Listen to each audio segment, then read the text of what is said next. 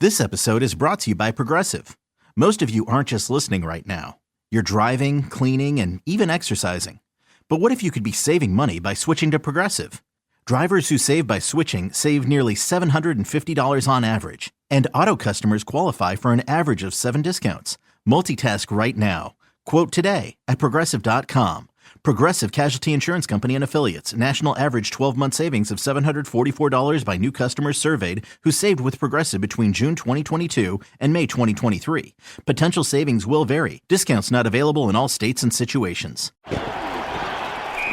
Hold up, we got one play. Everything we work for comes down to this. Quick question. Speaking of workouts, how would you rate your athletic program? Bro, we're in the middle of the state championship. Oh, so like a B+ then? Dude, get out of our huddle. Well, at Homes.com, we leave it all on the field to get you detailed information on local schools. Off the field. Off the field. Copy. All right, go sports. How'd he even get in here? Homes.com. We've done your homework. As a woman entrepreneur, you know that every connection counts, whether it's with your customers, your team, or your community. Spectrum Business is here to help you build those connections stronger and faster. Imagine running your business with fast, reliable, fiber-powered internet so you can stay connected to customers, employees, and vendors without having to worry. We know flexibility matters. That's why select Spectrum Business packages come with a 3-year price guarantee, so you can focus on running your business. Plus, enjoy savings on internet, phone, TV, and mobile services when you bundle, all with a 30-day money-back guarantee and no long-term contracts. With Spectrum Business, you get more than just internet. You get support with 100% U.S.-based customer service. Real people who understand small business, ready 24/7 to help you stay up and running. Join millions of business owners like you across America who trust Spectrum Business for reliability, speed, and support. Visit spectrum.com/business today to get started. Restrictions apply. Services not available in all areas. And now, here's the question. Hola, bitches. Good day to you and yours. All right, look, man, you work hard for the money, or maybe you don't. But either way, few things are more frustrating than wasting your money. And no one tries to waste money, but sometimes you just do. A recent survey found that 1 out of every 3 U.S. citizens has fallen victim to an online shopping scam. And overall, 73%, almost 3 out of 4 people, have experienced at least one online scam. Whether that's someone stealing your identity or you bought something that never got delivered, blah, blah, blah. In fact, on Monday, federal authorities shut down 3 Indian call centers after they scammed almost $50 million from 600 people across the U.S. That's over $80,000 per victim. In Australia, a mother-daughter team and a feng shui expert, I don't know why it matters, but they brought it up, they scammed people out of $46 million because people will do anything for the almighty dollar. In Italy, a dude dressed up like his dead mother for 4 years to collect her pension. You know what gave him away, Ted? His neck beard. I'm not even kidding. His neck beard gave him away, seriously. But when it comes to trying to scam for money, a surgeon in the United Kingdom, I believe, takes the cake. Now, in an effort to scam insurance, he had both of his legs removed.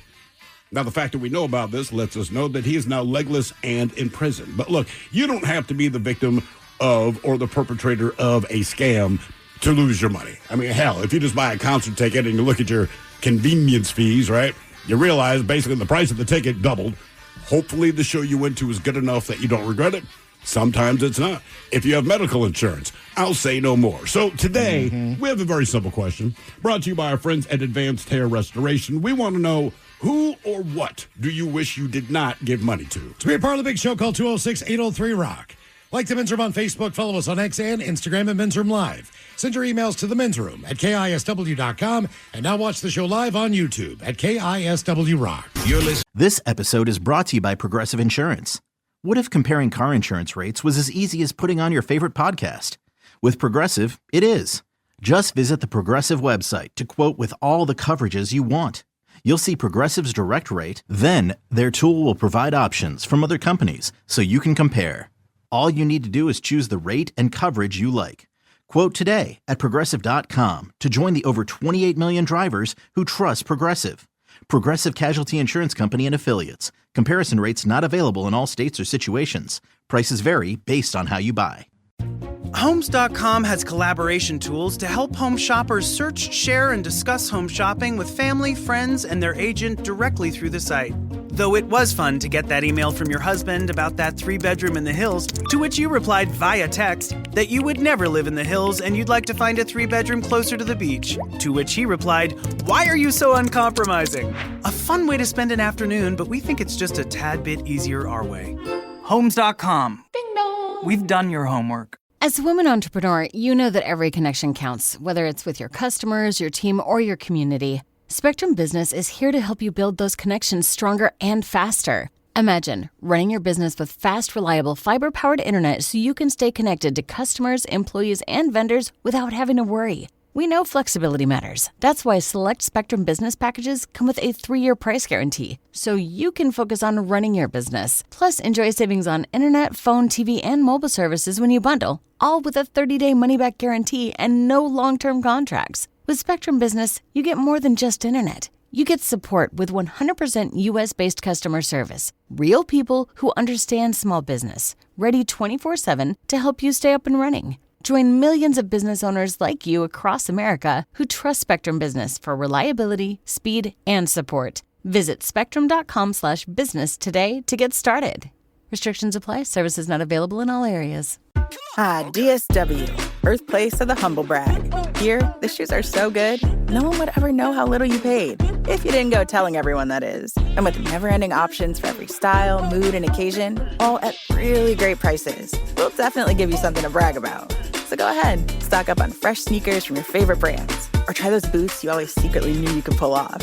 Find the shoes that get you at prices that get your budget at DSW stores or at DSW.com. Let us surprise you.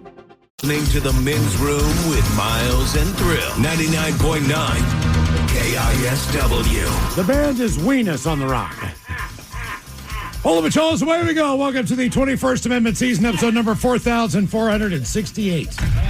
What a large and charged weenifying program we have for you today. Return of Who Sucks Less is coming up at 4:30. Steve the Thrill Hill. I don't know how you do it. You find people every week in the news doing bad things. It's hard to do. You bring us 3 of those stories. It's up to us to determine out of the 3 which one sucks the least. Is there a theme to this week's Who Sucks Less? Yeah, hospitals, man, and not the patients. So hospitals doing mistakes or intentional bad things? Individuals that work at the hospital intentionally doing bad things. Okay. All right. More medical crap. Coming up with Who Sucks Less at 4:30. And today on our question, we're going to talk about money. Either who or what do you wish you did not give money to? There are a lot of examples of this in my life, from things that I have purchased, experience that I have paid for. Sure. Different things where I'm like, man, I should not have given them my money. Mm-hmm. Relatives, friends. And on I that don't tip, do that. Well, on that tip, if you did lend someone some cash, you don't necessarily need to name drop them on the air. Mm. You just throw them out. Say, I got a friend, man. He was going through some stuff. But you can. You can do whatever you want. Yeah. But at the same point in time, you don't have to if you don't want to. But we give money to some interesting things. And there are times where you're like, I cannot believe how much money I just paid for that experience. Mm-hmm. And I've had many of those in my lifetime because I tend to do things with a family that are, in fact, experiences. So, but are they experiences that you want to do? No. Right. That is the difference. I blew cash in Orlando last year for not Disney. What's the other one down there? Universal, their water park, right? And it was fine. It's just not something, because my whole day is there with this cross-section of humanity that I have zero interest in. Like I said, the best pair of boobs I saw when I was there were on a dude, and I'm not kidding. Mm-hmm. They were beautiful if you ignore the hair between them. But I spent a lot of money to be there. In fact, when you get there, one of the things they do, they kind of give you a bracelet so you can buzz around and do all the things. But with that, they include your picture. So I was the last in our group to get the picture taken. And the guy said, and look, they're bubbly. They're happy. It's Orlando, man, right? We're here for the magic. And I remember he's like, smile. So I looked at it and said, I am. And he was like, yep. Back to him. I'm like, this is as good as it's going to get. I don't want to be here. It cost a freaking fortune, and it sucked. Many years ago, I had a Costco card. I haven't had one in years, but I did when I was married. And so we ended up going to the Costco. And typically when they do displays with food, I will try all the samples that they have out. Sure. Wonderful stuff, And I walk up to this lovely lady with a wife, and she's making smoothies. And I'm like, hey, let me try a little of the banana smoothie. It looked really good. She had a little cup. Hands it to me. I'm like, that is fantastic. Where do I buy that? She's like, well, I'm actually, I'm selling the Vitamix. I'm just making smoothies so you guys can try them. Okay. And I said, well, what can this thing do? She shows me all the different things and tells me all the wonderful world of this Vitamix. Yeah. I want to say that thing was close to $400, $500. Is that like the blender thing? Yes. Not like a bullet. This is probably more of a, but what does it not do? restaurant quality grade, but it makes freaking. For what? I'm just saying, like, what's puree the benefit? soup, milkshakes. So it's a blender. Yes, it's a blender. It's like a super blender. It's a super blender. Okay. Now, she gives me this entire spiel. I am, for whatever reason, I know you make smoothies occasionally. I use the Ninja. Yeah. It's fantastic. And I thought to myself, okay, well, I can maybe make a whey shake when I get back from the gym with this or something like that. But I wasn't completely sold. Wife, however, she's sold on this. We need to get this thing. This thing is going. All right. We're going to eat fruit now. We're going to get up in the morning. Because you can't do that without spending $400 on a blender. You can make some salsas. All right. So milkshakes. Like a blender. Right. The wife and I. You're right. Everything I'm describing, basically. Can you puree in a blender? Yeah. Yeah. Most blenders now, right? You drop $70, go to Target. When you look on the bottom, they have all the different. It's almost like your microwave. Here's pizza. Here's popcorn. Same thing. Do you want puree? Do you want a milkshake? And there's even a difference between milkshake and. I'm just saying, it's a blender. It's a freaking blender. Right. So we get divorced. We get separated. So we're dividing our stuff up. Here's this Vitamix. Basically, like the cardboard is still inside of the vessel. It has never been used, and she doesn't want it. Oh, like an Instapot. Because she's never going to use it. Yeah, exactly. I'm like, look, man, I'm going to take this thing because I spent $500 on it. I will figure out a way to use this thing. I have had it in my house since 2016. It sits in the farthest counter cabinet that I've got in my kitchen. Mm-hmm. I have never thought of taking it out. I've never needed it for anything. Maybe if I put it out on the counter, that would change my life. No, it won't. It would just take up space on the counter. That's it's $500, and I kicked it. But I've done other dumb stuff. Like I bought my family tickets to go see the Nutcracker because they all wanted to go see the Nutcracker. Wait, did you have to go? Yes. Why? It's a family thing, Steve. I'm part of the family. It doesn't matter. This is what I was told. All right. So these tickets are not cheap, by the way. Not only that, but when you go to if you go to a show, you got a T-shirt on, get your jeans on, cool pair of shoes, maybe a rock and a hat.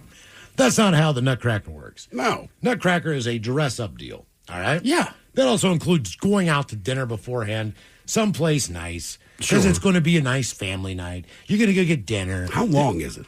It's long. There's an intermission. Okay, see, once you have an intermission, I'm like, this is a problem. So I want to say the dinner between the four of us was at least $300. Mm-hmm.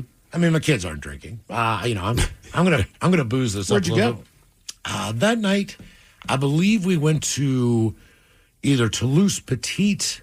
Fine spot. Trying to think. Was that it? It might have been it. Yeah, I think that was it. But anyway, it wasn't a cheap dinner. And then the Nutcracker. And I want to say, man, those tickets were about $100 a piece. Is that it? Well, I just thought it'd be it's not cheap. At the time, this is 6-7 years ago. All right. So it was $400 in tickets, plus taxes, plus surcharges, another few $100s for dinner. And I mean, you can't really talk during the Nutcracker. It's not like a concert where you can turn to your buddy and go, "Hey man, let's get a beer. You want to go pee?" That's a symphony, right? No, it's ballet. Oh, it's ballet. Worse. Right. Yes. And at this point in time, Ted, I did not know in ballets that they don't talk. Yeah. I had no idea. Mm-hmm. This was dance. This is news to me. And believe it or not, I'm not very good at interpreting dance as far as what is trying to be accomplished here on the stage. Right. I have no idea what the plot is. All I know is at the end, the Taliban tried to kill a rat. Yeah. That's all I remember from the entire thing. Did not understand a thing of it. But either way, it could be an experience. It could be a person. I think the worst is giving money to family or friends or being scammed. And authorities say a scam out of India that preyed mainly on older Americans and stole a staggering sum of money from them has finally been stopped. Maryland and federal officials, just this past Monday, announced the results of a year-long investigation tied to 3 Indian call centers that were raided and shut down by authorities. But that wasn't before the scheme pulled in nearly $50 million from more than 600 people across the U.S., a staggering amount of money, according to the FBI. It's infuriating. Just according to anyone else, you're like, that's not that much. The guy who was in charge of basically scamming, he's a special agent named Jimmy Paul. He said, this is pretty bad. It's infuriating. It's unfair. Prosecutors say callers posed as federal agents or tech support workers and persuaded victims that their money was unsafe in the bank that they were in. Now, after the victims turned their savings into gold bars or wire transfers, the scammers sent couriers to collect the loot under the guise of safekeeping. 6 alleged ringleaders have also been arrested. And Montgomery County State's Attorney John McCarthy said the office has indicted 10 couriers, with several already convicted, who were all part of this scheme. The suspected couriers told ABC News they were recruited from India and paid hundreds of thousands of dollars for pickup. Hundreds to thousands of dollars. Damn.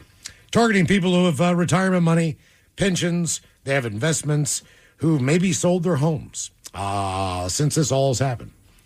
So to me, that's it's easy to get scammed. It's easy to get hacked. It is. It is. I mean, it depends what they're telling you. So like I said, just as a very analog person, I avoid a lot of scams because it's always, your Facebook account this. And I'm like, dude, I'm not involved in any of that. So no one hacked into S because I'm not a part of it. But we almost got duped.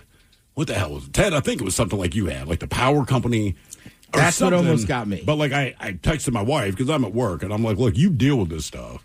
I don't know how this is possible. I'm not sure I trust it. And if you know anything about my wife, you're not really going to get over on her when it comes to finances. So she dug through everything. She's like, bull S, man. I'm like, all right, cool. But they tried for like 2 or 3 days. She's like, but we just kept ignoring them, and eventually it went away. Yeah, I was at a bowling alley, right? It was chaotic. And I get that phone call, and they're like, well, we're going to cut off your power. And in my head, I'm like, I paid my bill. But, it's what is it? Sure. Every 90 days or whatever? I guess. Right? So just one of those things, like maybe I didn't pay it. So they're kind of stringing me along.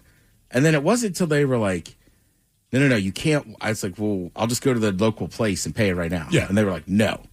Like, you got to wire us the money. And I was like, all right, hang on. But, I mean, they had me going for like 4 or 5 minutes. Sure, man. Yeah. I mean, give you an idea of my wife. This is probably 15 years ago now, but she calls me at work, and she's frantic. And she's like, look, I'm balancing the bank account. I'm like, all right. And she goes, what I believe we have versus what the bank says we have, and this is a quote, is way off. So now I get up, I leave the office because I'm like, oh no, right? Somebody's stealing our money, whatever the case might be. So I'm like, okay, what is the difference between what you believe we have and what the bank says we have?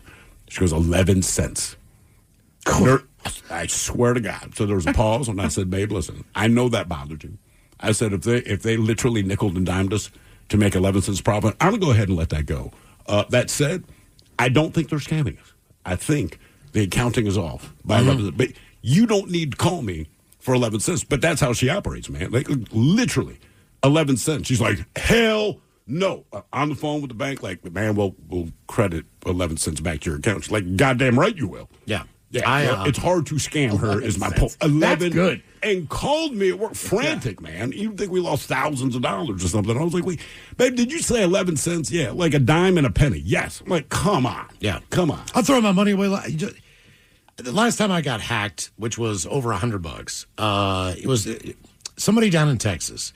And they ended up going to, what was the old big Toys R Us? When that was still open? Yeah. So they went to Toys R Us. Is this around Christmas or anything? Or just I in don't general? remember when it was. There was 2 purchases, Toys R Us and a bowling alley. All right. So when I saw this, I reported it to Wells Fargo. They canceled the transactions as far as me having to pay for them, getting my money back and everything else.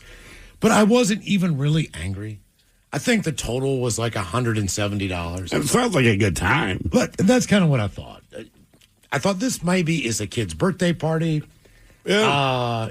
Because the charge at Toys R Us was like $45. All right. And then the bowling alley was like $150, $170. That's where his friends were. Yeah. That's what I'm saying. And the more I thought about it, They bought a toy for the kid and then did the birthday party at the bowling alley. If I met this little kid, he was walking up the street and said, sir, will you give me money so I can have a birthday party with my friends? My parents can't afford it. I'd be like, yeah, kid, you know what, man? I'll throw some bucks in for you. Yeah, it's a scam.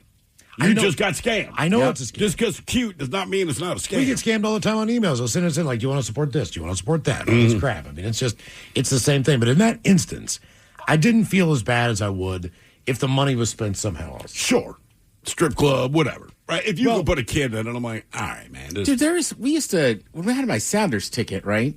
We would tailgate for Sounders games and Seahawks games. Okay. And there was the same mom with these same little kids that would come by, no matter the time of year, selling candy for the sports team. And finally, me and my buddy were like, they're full of S. What kind of candy was it? They just store-bought candy that they were selling. If it's not those bars, I'll immediately... Correct. And then it was like, at first, we would always do it as we thought we were being nice. And then it was like, wait a minute. When did they play this sport? And they're collecting money all year round? Right. All through the fall, all through the Sounders season. So are they kids doing this? Were they with their parents? The mom was with them. But yeah, so then one of my buddies finally was just like, I think you're just scamming us. And she got all fired up. And then we were like, well, what sport is it? When do they play? We want to go to a game. They never came back. Oh, really? Yeah. We were like, all right, well, let's go support them. And my buddy was like, I'll buy every, he was a little drunk. He's like, I'll buy every goddamn candy bar if you tell me where the F they play, what sport it is, and where we can watch. Was this like one of your apartments? What's that? Was this an apartment they were knocking on your door? Or is this your tailgate? No, tailgate. Oh, your tailgate. Every Seahawks game, every Sounders game. So it would take up all year round because those two sports combined. Right. Yeah. So it's like, they can't be playing the sport. They're never playing it on Saturday. Or in the middle of the summer when you're not in school. How much did they want for a candy bar? Probably $5. $5. But it was $1 candy bar. That's exactly it. That's what I'm saying. So, like, we used to do it. Then after a while, after like 2 years, we're like, this is a scam. There's no way these kids are collecting for that. And if it was just the kids, I probably would have been like, respect the hustle. But the mom, the mom is with respect the hustle. It's like, oh, you're just using your kids to make money. Yeah, there's a chick like that in Mexico. So the first time we went, I don't know, 20 years ago, 15, 16 years ago, this girl was maybe 4 or 5 years old. And we were at an outdoor restaurant. Cute little girl. She walks up. She's got a basket of roses. And the whole thing is like... Oh, they're always in the restaurants. Dude, I know. But it's like, dude, but we don't know this at the time. So it's like, dude, essentially, I'm just translating here. Will you buy a rose for your wife? And I'm like, well, of course I will. I don't remember the cost, but her mom looks all haggard. And her mom's not right there, but she's in proximity. So when you look at her, you're like, wow, yeah, I'm doing some good.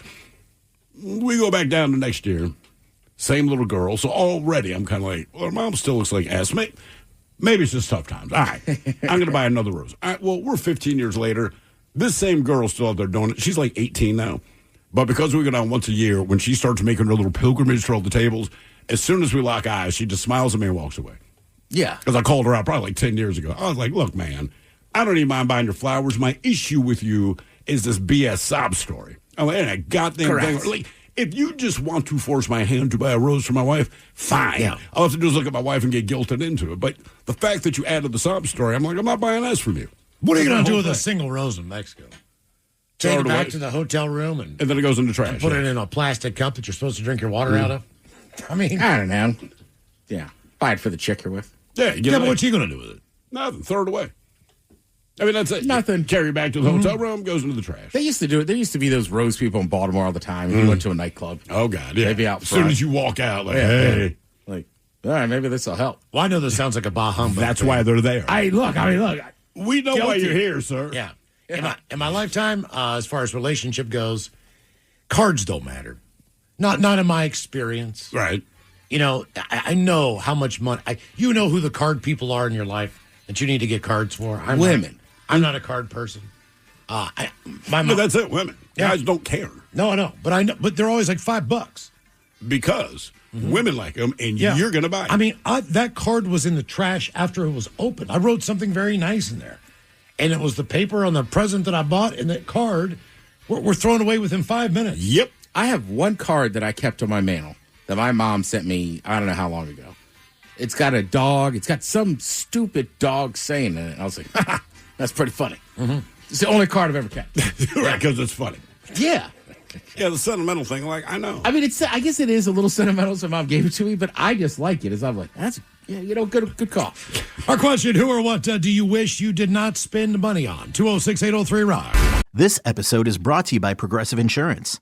What if comparing car insurance rates was as easy as putting on your favorite podcast? With Progressive, it is. Just visit the Progressive website to quote with all the coverages you want. You'll see Progressive's direct rate, then their tool will provide options from other companies so you can compare. All you need to do is choose the rate and coverage you like. Quote today at Progressive.com to join the over 28 million drivers who trust Progressive. Progressive Casualty Insurance Company and Affiliates. Comparison rates not available in all states or situations. Prices vary based on how you buy. Homes.com is the only place where you can find specialized neighborhood guides with the in-depth insider info home shoppers want. Very in-depth info. Want to know if there's homes for sale in the area? We've got it. How long has a home been on the market? We'll know it. Average lot size? Uh-huh. Proximity to local parks? Of course. Insight into your neighbor's divorce? We're working on it. Homes.com. We've done your homework. As a woman entrepreneur, you know that every connection counts, whether it's with your customers, your team, or your community. Spectrum Business is here to help you build those connections stronger and faster. Imagine running your business with fast, reliable, fiber-powered internet so you can stay connected to customers, employees, and vendors without having to worry. We know flexibility matters. That's why select Spectrum Business packages come with a 3-year price guarantee, so you can focus on running your business. Plus, enjoy savings on internet, phone, TV, and mobile services when you bundle, all with a 30-day money-back guarantee and no long-term contracts. With Spectrum Business, you get more than just internet. You get support with 100% U.S.-based customer service. Real people who understand small business, ready 24/7 to help you stay up and running. Join millions of business owners like you across America who trust Spectrum Business for reliability, speed, and support. Visit spectrum.com/business today to get started. Restrictions apply. Services not available in all areas. DSW, birthplace of the humble brag. Here, the shoes are so good, no one would ever know how little you paid. If you didn't go telling everyone, that is. And with never-ending options for every style, mood, and occasion, all at really great prices, we'll definitely give you something to brag about. So go ahead, stock up on fresh sneakers from your favorite brands, or try those boots you always secretly knew you could pull off. Find the shoes that get you at prices that get your budget at DSW stores or at DSW.com. Let us surprise you. If you're an experienced pet owner, you already know that having a pet is 25% belly rubs, 25% yelling, drop it, and 50% groaning at the bill from every pet visit. Which is why Lemonade Pet Insurance is tailor-made for your pet and can save you up to 90% on vet bills. It can help cover checkups, emergencies, diagnostics, basically all the stuff that makes your bank account get nervous. Claims are filed super easily through the Lemonade app, and half get settled instantly. Get a quote at lemonade.com/pet, and they'll help cover the vet bill for whatever your pet swallowed after you yelled, drop it. From the Pinky's Plumbing Studio, you're in the men's room. Text the guys at 206-803-ROCK. We told you about this a few months back, but in a new case, a elderly Japanese woman was tricked out of thousands of dollars by a scammer, claiming to be an astronaut stranded in space. Come on. The romance scam began in July when the two connected on social media. The fraudster told the woman in her 80s that he was aboard a spaceship and facing an emergency. Trusting his story, the woman who police say developed feelings for the man as their conversations continued, electronically sent the man he requested to buy oxygen. She ultimately sent him about $6,700. They say romance or love scams, of course, aren't unique in Japan. U.S. Federal Trade Commission reports that Americans lost more than $1 billion to similar schemes in 2023. One thing you need to know about this woman who sent the money to the stranded man astronaut that she loved in space. That man was, in fact, Brad Pitt. Oh, that's right. Brad Pitt was stuck in space and needed oxygen. And she actually... Because NASA actually charges you for oxygen use. She stopped sending the payments because he wanted more when she saw a picture of Brad Pitt and his wife in some magazine or online or whatever the deal is. That's when it occurred to her. That's when the light went off in her head. Wow. Because the picture, I guess, was taken a few days before. Yeah. So he's not in space. He's married or with somebody. Do you think it was a challenge from his friends? Like, okay, look, man, you're going to be Brad Pitt and you're stuck in space. Do you think you can con someone? Everyone, no way. And then he did. Out of $6,700. So our question, who or what do you wish you didn't give money to? 206-803-ROCK. Hello, Jess. Welcome to the men's room. Hola, guys. Hola. How you doing, Jess? Doing really well. Hope you all are doing well as, I'm sorry, I kind of smoked marijuana. You can't tell. Yeah. No. You've never called the show high as a kite before, so this is really different for us. Well, myself, being Utah, we're going to be moving back up to Seattle in May or June. But in the meantime, as far as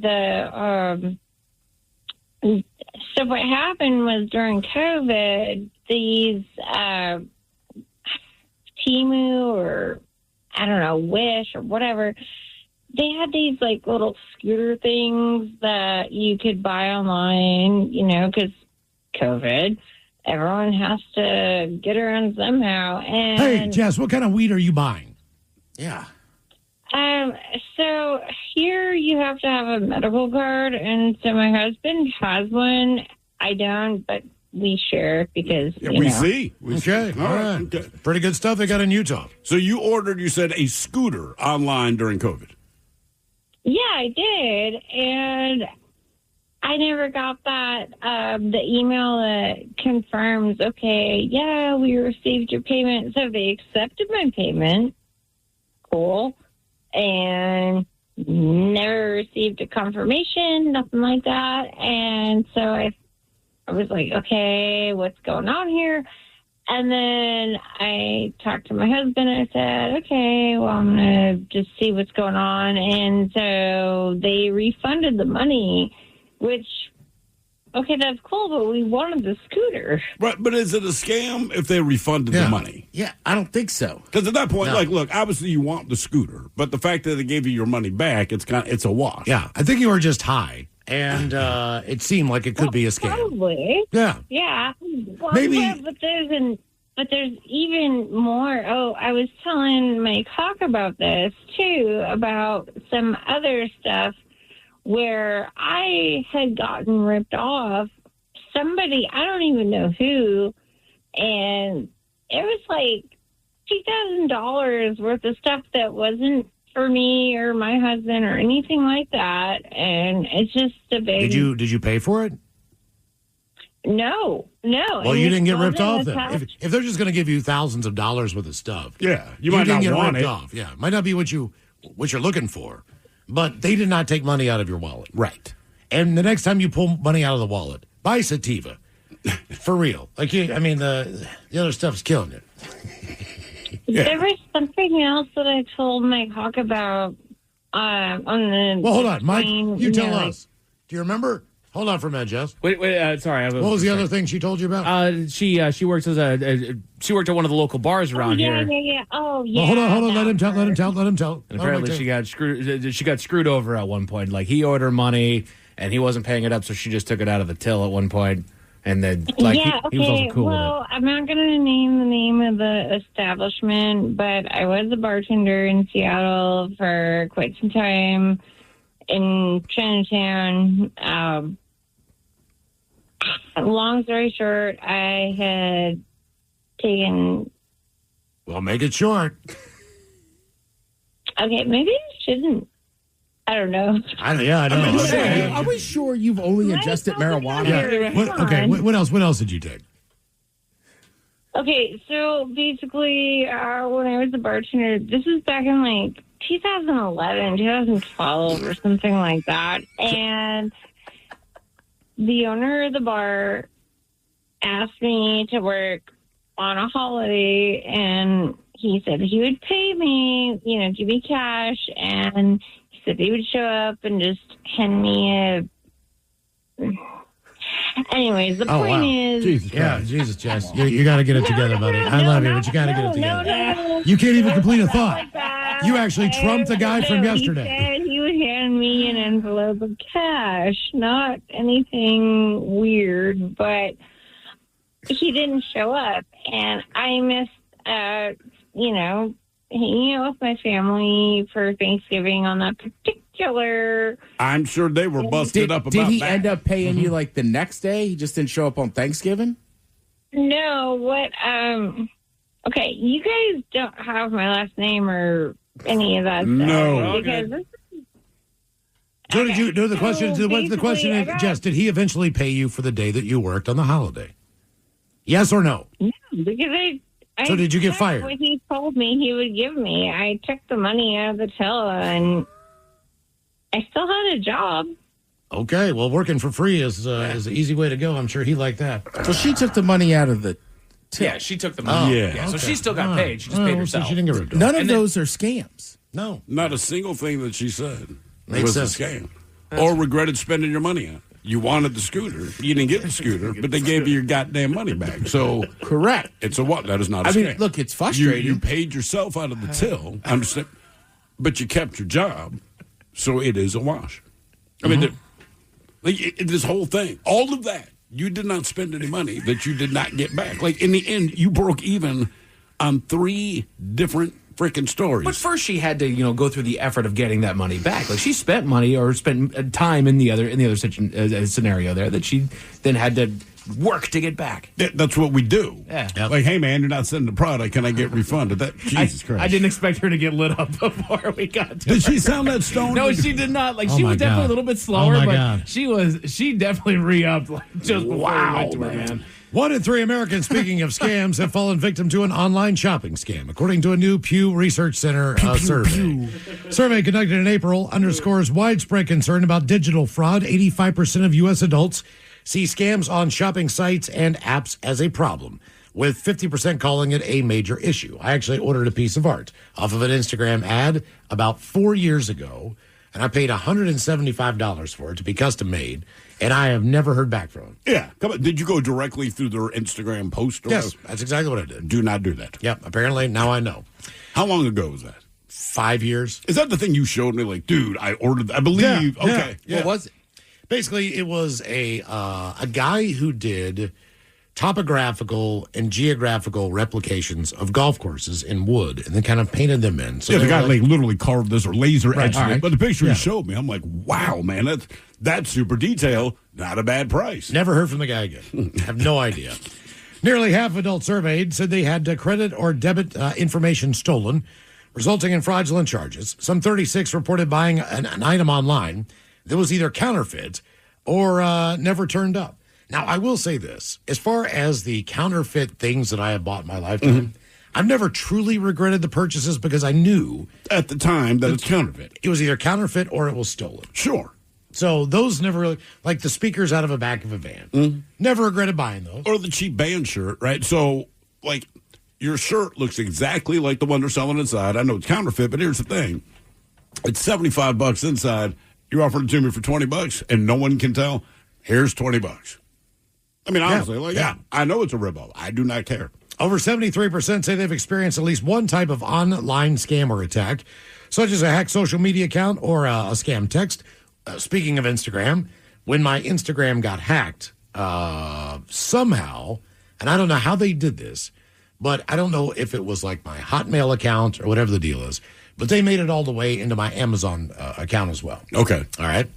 And they ordered, and I was flagged because it says your order will be delivered on Tuesday or whatever. I'm thinking to myself, I didn't order anything. So I'm looking at this thing, and I really don't know what it is because it kind of looks like, I don't know, a mask from the Mandalorian or something. All right. But this thing was like $300 or $400. It was not cheap. Maybe $200. I don't know. Either way, it was this red light mask. Oh, for your that skin or whatever. You put over your face. And I guess you wear it for like a half an. I don't know what the hell you do with this thing. Yeah. But it's not cheap. But the thing was they bought it with my money. It's coming to my house. So the address was mine. So either way, I'm getting this thing. I paid for it, but they're the ones who ordered it. Okay, to be fair, maybe they saw you from afar and said, hey, that guy needs some skincare. Yeah, it could be. We're going to use his money. But when I looked at the pictures of what this thing looks like on you, it looks creepy as hell. Yeah, I know exactly what you're Yeah, a talking lot of about. people have them. Do they work? Who knows? I don't know I anything mean, you about know what? The one person I'm thinking of that has one, he does have nice skin. Does he? Did they have nice skin before they got it? I feel like the only people that get something like that are people that already have nice skin. If you already have a skin routine, I think that's when you add that. Okay, all right, Yep, I got yep, you. So in other words, you already have nice skin, but Do you have a skin routine? I take a shower. That's it. Lotion, so my black ass isn't ashy. Yep. Miles, you got a skin routine? A skin routine? Not really. I just wash my face in the morning and wash it before I go to bed. Yeah. That's about it, right? Yeah. I know my son has a bit of one now because he's at that age Well, where he he's at start that getting age. zits. Yeah. But he is on top. I think So far, I've counted maybe 2 zits on his face. I mean, total. He immediately handles that, man. Is it the same stuff like the... What do we use? We use like Stridex and pads. There was something else. That stuff you would like dab on it? I'll be honest with you, Ted. I don't know. I just know that my man, because he takes care of himself, right? So he'll go in the bathroom, 15 minutes. He's there in the mirror. He's putting all this crap on his face, and I know what it's for. I couldn't tell you a single product he uses. I'm like, all right, good for you, man. Yep. And the guy gets scanned without the red light mask. Believe it or not, younger adults are hit the most out of scams. Really? 42% of adults under 30 report being scammed. Compared to, believe it or not, 25% of those 65 and older, which I thought would be the exact reverse. Yeah. They say Black and Hispanic Americans also report higher rates of being scammed. This ain't cocoa butter. Sex, income, education levels make. Sorry, I'm just trying to say, like, what are the products that we are going to buy that's different than everybody else, right? I have some ideas, but man, you said Vaseline. Relaxer. Petroleum jelly. Right, exactly, man. I was talking to some brothers about a month ago, and they're like, man, the Black Man first aid kit. You got Vaseline, relaxer, and cocoa butter. You don't need another goddamn thing. Who or what do you wish didn't you? Who or what do you wish you didn't give money to? 206-803-ROCK. I saw a video the other day. It's like a black dude on a construction work site. Yeah. So some of those energy drinks now have like a lot of cool flavors. Sure. I think it's the Ghost brand. Okay. And they're just like zoomed in. He's like, stop. What do you think? Got watermelon? No, it was orange. Grape Kool-Aid. Grape Kool-Aid. He was like, they're good. Stop. Hello, Kurt. Welcome to the men's room. Hello, Steve. Hola. Orale. So, yeah, I got scammed with people selling crap out of the back of the van. It was a $2,500 generator, and they knew that I was in business, and so they just said, hey, we'll sell it to you this way. We can sell it to you that way. And then they came back to my house in Issaquah and was like, all right, we can do it with a credit card. And then, yeah, the rest is history. Why did you buy it out of a van? Like, if I'm buying something out of a van, I at least want to give it a test fire is all. I should have learned that lesson when I was in college. So, wait, did you get scammed in college? Did they take your credit card information, or did they not deliver the product? I hope they didn't, but here's the thing, Miles. So I didn't need the generator for 6 years. And then when I finally had to fire it up because of the recent storms, it wouldn't fire up. Okay, did you check it to see if you could get it repaired?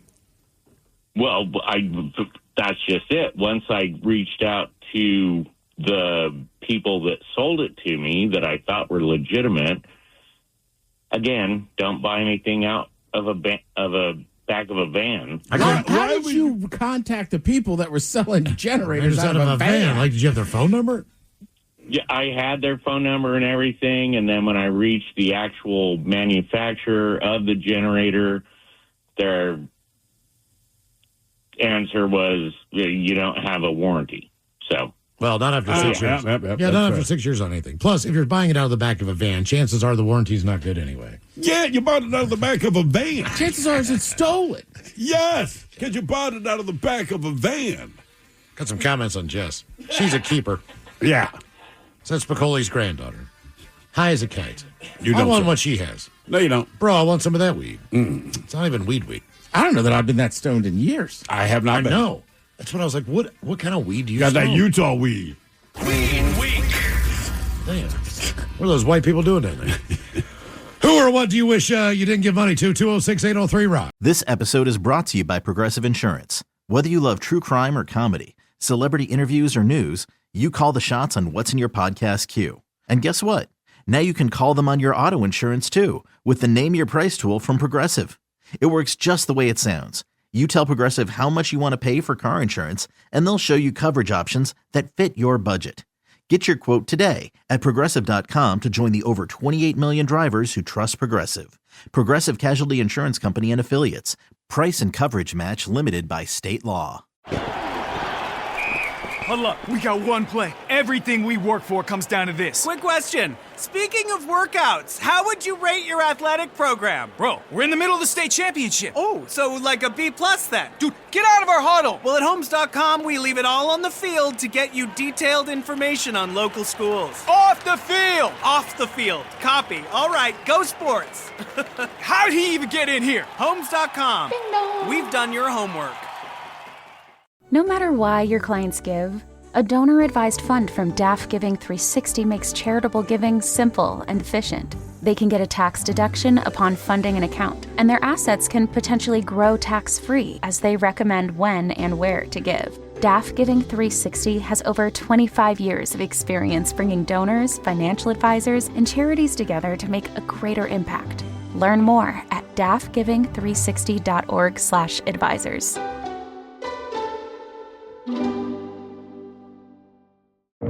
Roots. Where you're from matters. What's up? It's your boy, the Ted Smith. And I may be from the East Coast, but my roots are deep here in Seattle. Over 20 years deep. Just like our pals at Pinky's Plumbing.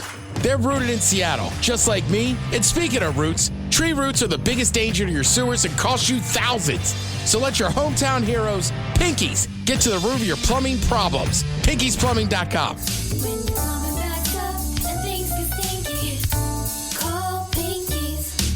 Hiring isn't just about finding someone willing to take the job. It's about getting the right person with the right background who can move your business forward. And to find candidates who match what you're looking for, trust Indeed-sponsored jobs. Stop struggling to get your job post even seen on other sites. Give your job the best chance to be seen with Indeed-sponsored jobs. They help you stand out and hire quality candidates who can drive the results you need. Sponsored jobs boost your post for quality candidates, so you can reach the exact people you want faster. Join the 1.6 million companies that sponsor their jobs with Indeed. Spend more time interviewing candidates who check all your boxes. Less stress, less time, more results now with Indeed sponsored jobs. And listeners of this show will get a $75 sponsored job credit to help get your job the premium status it deserves at Indeed.com/listen. Just go to Indeed.com/listen right now and support our show by saying you heard about Indeed on this podcast. Indeed.com/listen.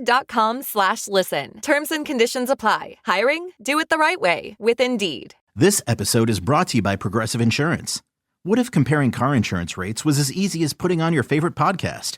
With Progressive, it is. Just visit the Progressive website to quote with all the coverages you want. You'll see Progressive's direct rate, then their tool will provide options from other companies so you can compare. All you need to do is choose the rate and coverage you like. Quote today at Progressive.com to join the over 28 million drivers who trust Progressive. Progressive Casualty Insurance Company and Affiliates. Comparison rates not available in all states or situations. Prices vary based on how you buy.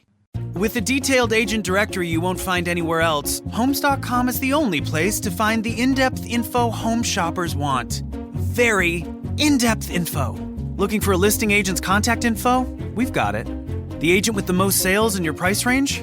Easy. Specialized agents with all the up-to-date info on your dream neighborhood? We'll know them. A Pisces who enjoys long walks on the beach? You've got other sites for that. Homes.com. We've done your homework.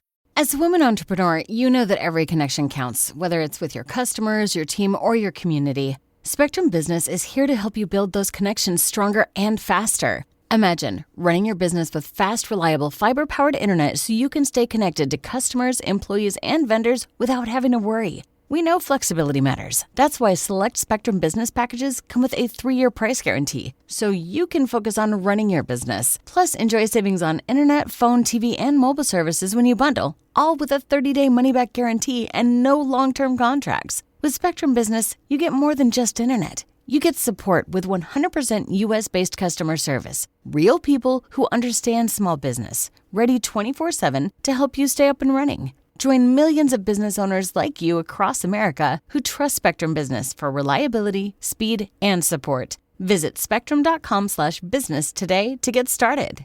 Restrictions apply. Services not available in all areas. The shenanigans continue. This is the Men's Room with Miles and Thrill. Woman is accused of romance scams totaling approximately $3 million over the last 6 years.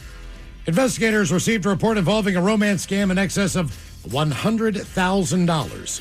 Conducted by the Sheriff's Office in Naples, Florida, they identified Christina Julian and said that Julian received approximately $3 million over the last 6 years from multiple victims across the country by scamming them. She's charged with felony obtaining property by false pretense in excess of $100,000. They say millions of people who use online dating apps or social networking sites to meet someone have also been scammed. They say, in this instance, instead of finding romance, many find a scammer trying to trick them into sending money. And they strike up a relationship via to build trust. I get a lot of those texts, probably once every other day or so. Like through the social media, yeah. No, I'm talking about on my phone. Like, how are you doing? Oh, really? Yeah. I mean, I haven't talked to you in a while. Yeah, like you What's never up? talked to me before. Mm-hmm. Yeah, you can kind of tell. Well, it's from like a 791 number or something crazy. Like, I don't even know where this area code is, and I don't know who this person is. Mm-hmm. Our question, who or what do you wish you didn't give money to? 206-803-ROCK. I'm going to start texting from a fake number. You know, we should buy burner phones, A-Champ. Or we can make it very specific. Miles. Mouse. I want to see those milky white thighs again. Okay. Instant response. What do you know? D-pick. I know where you are. Yeah. Hello, Nick. Welcome to the men's room. Oh. Hola. So I'm really big into off-roading, and about 5 years ago, I blew a transmission in one of my rigs. Better like that. So I decided to go and spend $6,500 on a brand new transmission. All right. About 2 weeks later, I blew the engine, and then I found out that I had to just scrap it, and I got $800 for it. Ah, yeah. So wait, did you get scammed, or was it just you bought garbage? I didn't buy garbage. Like the transmission, I bought it from Amco, and I just decided, I don't know what I was doing, but my whole engine just like grenaded and just threw a piston, and I couldn't get anything out of it. That sucks. Yeah. Especially $6,000. How'd that happen to my car? What's that? Yeah. So Throw a all piston I got through was the rod. $800, and Or the guy just got it for the transmission. Yeah, we last year, about last April, I think. My wife and I are looking at the car. We take it to a local place. They do their thing, and I just said, "Look, if it costs more than blank, we're just going to put that down for a down payment for a new car because this is so much money to invest in something that I feel like we've brought here many, many, many times. I swear to God." So it took them all day. We get back there, it was like $5 less than what I'd said. Oh, what your limit was going to be? Yeah, and I thought I had a pretty big limit on it because my wife's like, and I agreed with her, like, I don't want to take on a car payment. You know, we own our vehicle. I'm like, man, I get it. The difference is with a new car, you're not dropping this much cash, you know, to get it running again. So we went back and forth, but in the end, it was like $5.37 less. And I'm like, God damn it. All right. Well, okay. It's kind of hard to tell when you're buying something like a vehicle if you're getting scammed or... Depending where you buy it, sure. Right. And I bought it. I bought my car when I was 17 years old. I was driving for my buddy who had his own car dealership, and I was basically a runner as far as taking cars to the auction off of his dealership lot that he wanted to sell and get rid of because he wasn't moving them, and then I would drive cars that he was buying back or buying for the first time to sell back to his dealership. Well, me being not, and I told Mike the story the other day, me not being a dealer, I could not buy the cars as they come through the actual auction. Now, when they do, they have been thoroughly inspected. They take a look at it, make sure nothing's wrong. Well, I see this Volkswagen Golf GT out in the parking lot. And the guy's like, yeah, man, I'm just selling that a lot. And I'm like, what do you want for it? It was a reasonable price, whatever it was. I'm like, I'm buying this car, man. I took it for a spin down the road. I'm like, this thing's all right. It rips. It's a great car, all that. So eventually, when the car blew up, that was the car. How much time had passed by? About 6 months, 7 months. Okay. But when the car absolutely exploded, and they towed the car back to an auto body shop or wherever they towed it to, the guy's like, dude, the entire frame on this car has been welded back together.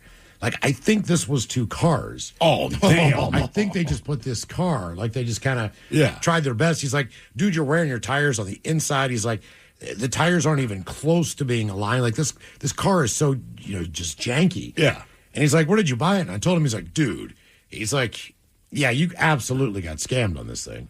But if you knew anything about cars, then I would be the one who would get under and look and check all this stuff out. But would you even know what you're looking for? No, that's what I'm saying. I Exactly. would not know what to look for. But I bought the car anyway. So I just wish I did not spend money on it. And yes, you have obviously scammed me because He knew. the price of the car was way too high for what the car was valued at. Well, based on the fact that it had been wrecked and obviously high or low? cut in half. He made a hell of a profit. Yeah, but he was charging you for 2 cars. You got to think of his perspective. Like, hey, man, this is 2 vehicles in one. Yeah. So I'm gonna charge you. Mike, now you do auctions and stuff. Have you ever had it? Because these people, it's an auction. Sure. So you agree to bid on whatever the highest price is going to be. It becomes your thing. Have you guys had anyone complain, whether it's selling a vacation, a car? Does anyone come back and said, either I can't afford it, or I don't want it, or I was drunk, or my wife did this and I have no interest? It happens a lot more often than you would think. Oh, really? Sometimes down at the car auction that we're at, some people will claim that they never bid. They'll even tell us, they'll challenge us, like, check the cameras. Like, we all saw it. But the best one that I had, and I learned a trick from my old man when I was doing this, when I was working his floor while he was up there selling, and we were working this auction, and something got sold. It was a trip to somewhere or something like that, whatever it was. But from time to time, we'll do these school auctions, and sometimes they'll have kids that are out there, and sometimes the kids like to be the ones that are bidding. Sure. Like, the parents will let their kids bid. So bad idea. Yeah, it's a bad idea. It's a terrible idea. But for the most part, they kind of keep a handle on him. But this kid's going and he's going and he's going and he's going and he finally wins the item, right? All right, hey, big round of applause. This is a nonprofit. This is a benefit auction that we're doing here. So everybody's dressed to the nines, and we cheer this group on because, congratulations on this vacation. Dad moves on to the next item, and I see the guy that just bought the item. He has got his head in his hands, and this doesn't just look like, oh man, I spent too much money. I need help. This is bad. So I walk to the back, right? And he waves me over. And I lean on down to him and says, you got to get me out of this. He says, I had no intention of ever bidding on that item. He grabbed the number. Oh, and and he was behind me, and I didn't see that he was bidding on it. He says, you got to get me out of this thing, right? And he had spent like some $1,500 on this or whatever it was. How does this work legally? Technically speaking, if it got sold to that number, that is a legally binding contract. And if we wanted to, we could say, no, you owe us the money there, bud. Sure. But what I do is I go to the old man and I say, hey, this guy, he had no intention of ever actually bidding on it. He needs to get out of this. So I don't know what we're going to do, but this is the situation. He thinks for a hot second. He says, I got it. Hang on one second. And I learned something from my old man this day. He gets on the microphone and he says, ladies and gentlemen, that man Steve, that back there that just bought that trip over to Europe, he loves this cause so much, and he loves this school so much, and he's behind it so much. He would like to donate back that item to sell it again a second time, so we can go out there. All right. Now, we never actually charged the guy the actual price, but we makes sold sense. it twice. We made double the money as far as the crowd's concerned. And they're happy. Did you get the same price? We might have gotten a little bit less on it, but yeah, All right, we but got either way. relatively close. Yeah. But sometimes, it'll turn around and it'll actually make more because then he gets into the spirit of giving. So yeah. My wife was at years ago, right? So the kids' school, they do an auction once a year, blah, blah, blah. And there was this one particular painting, and it's a good-looking painting, and it is a reasonable size, okay? So the way it works, you hold up your card, but also you stand up from the table. So people are bidding, and the price keeps going up and up and up. And my wife, and I can see her face, her arms are folded, so I'm not even going to say anything. She's bidding, people start sitting down. Well, it comes down to her and one other lady, okay? And so now the auctioneer, basically he's just ping-ponging back and forth. You're going to meet that. And she will not sit down. Now, it is getting absurd, at least in my opinion, and I'll explain why in a moment. Finally, my wife ends up winning the bidding war. The other woman finally just conceded, like, Jesus, all right, I'm not spending more than this. Crowd breaks into applause. All the dads at the table are kind of ribbing me like, wow, man, it's a lot of money, but we could tell by her face, like, she's buying that thing. And I said, I'm going to tell you why I'm upset, fellas. She's the one who painted it. For less money than she just bought it. So $100 worth of materials to create this wonderful painting. It was a very cool painting. She just spent considerably more than that on something that I know she can do again. So in the end, and she conceded this. I don't know if she was happy about it, but I said, hey, man, we're just going to give it to this other lady that bid on it. Because this other lady was going through some bad medical stuff, and it was Mother's Day. So we spent an S-ton of money on this, but we ended up giving it to this other woman. And we got a picture. She's in tears. She was so happy. And I'm like, are you insane? You painted it. Yeah. You can recreate this for like $100 worth of material, man. I could not believe you're bidding on your own thing. It's better than the other way around, though. What do you mean? The first auction that I did was my big-time auction. It was also the worst auction I had ever done for a handful of different reasons, but this one in particular. This one item is going to do really, really well. This is a high-profile client with the company that I work for. And so this is my big moment here. And we got this really good item. And I hate when they bring art into the auctions. I really do, because art is subjective. Yes, and they always tell me it's going to do great. They tell me this is an up-and-coming artist in the area. We've gotten a lot of questions about this one. Everybody's interested in this one. This one's going to do really, really well. Like they sold another piece over at this show or whatever, and they made a lot of money. They're going to be in the room. They're going to be sitting right there. And we're going to do really well on this item. I am begging for a $100 opening bid on this doggone thing, and I can't find anything. And the artist is sitting there. And he's sitting right there in front Getting of me. his feelings hurt. Yeah. The art sucks, dude. In a disturbing case in the UK, a surgeon who carried out hundreds of amputations, the one who does it, is accused of having his own legs removed below the knee to claim almost $700,000 in insurance money. Does that seem like it's worth it to you? No. Depends on how bad you need that money. But both he's of my legs. He's a surgeon. Right. So he's not like, it's not like he's not doing pretty well for himself. Right? Well, it depends. The UK is a little different because it's all subsidized over there. Right? You make bank here, but I don't know that that's true there. This guy is a Neil Hopper, a vascular surgeon in Cornwall, England. He was charged with fraud after a 2-year investigation.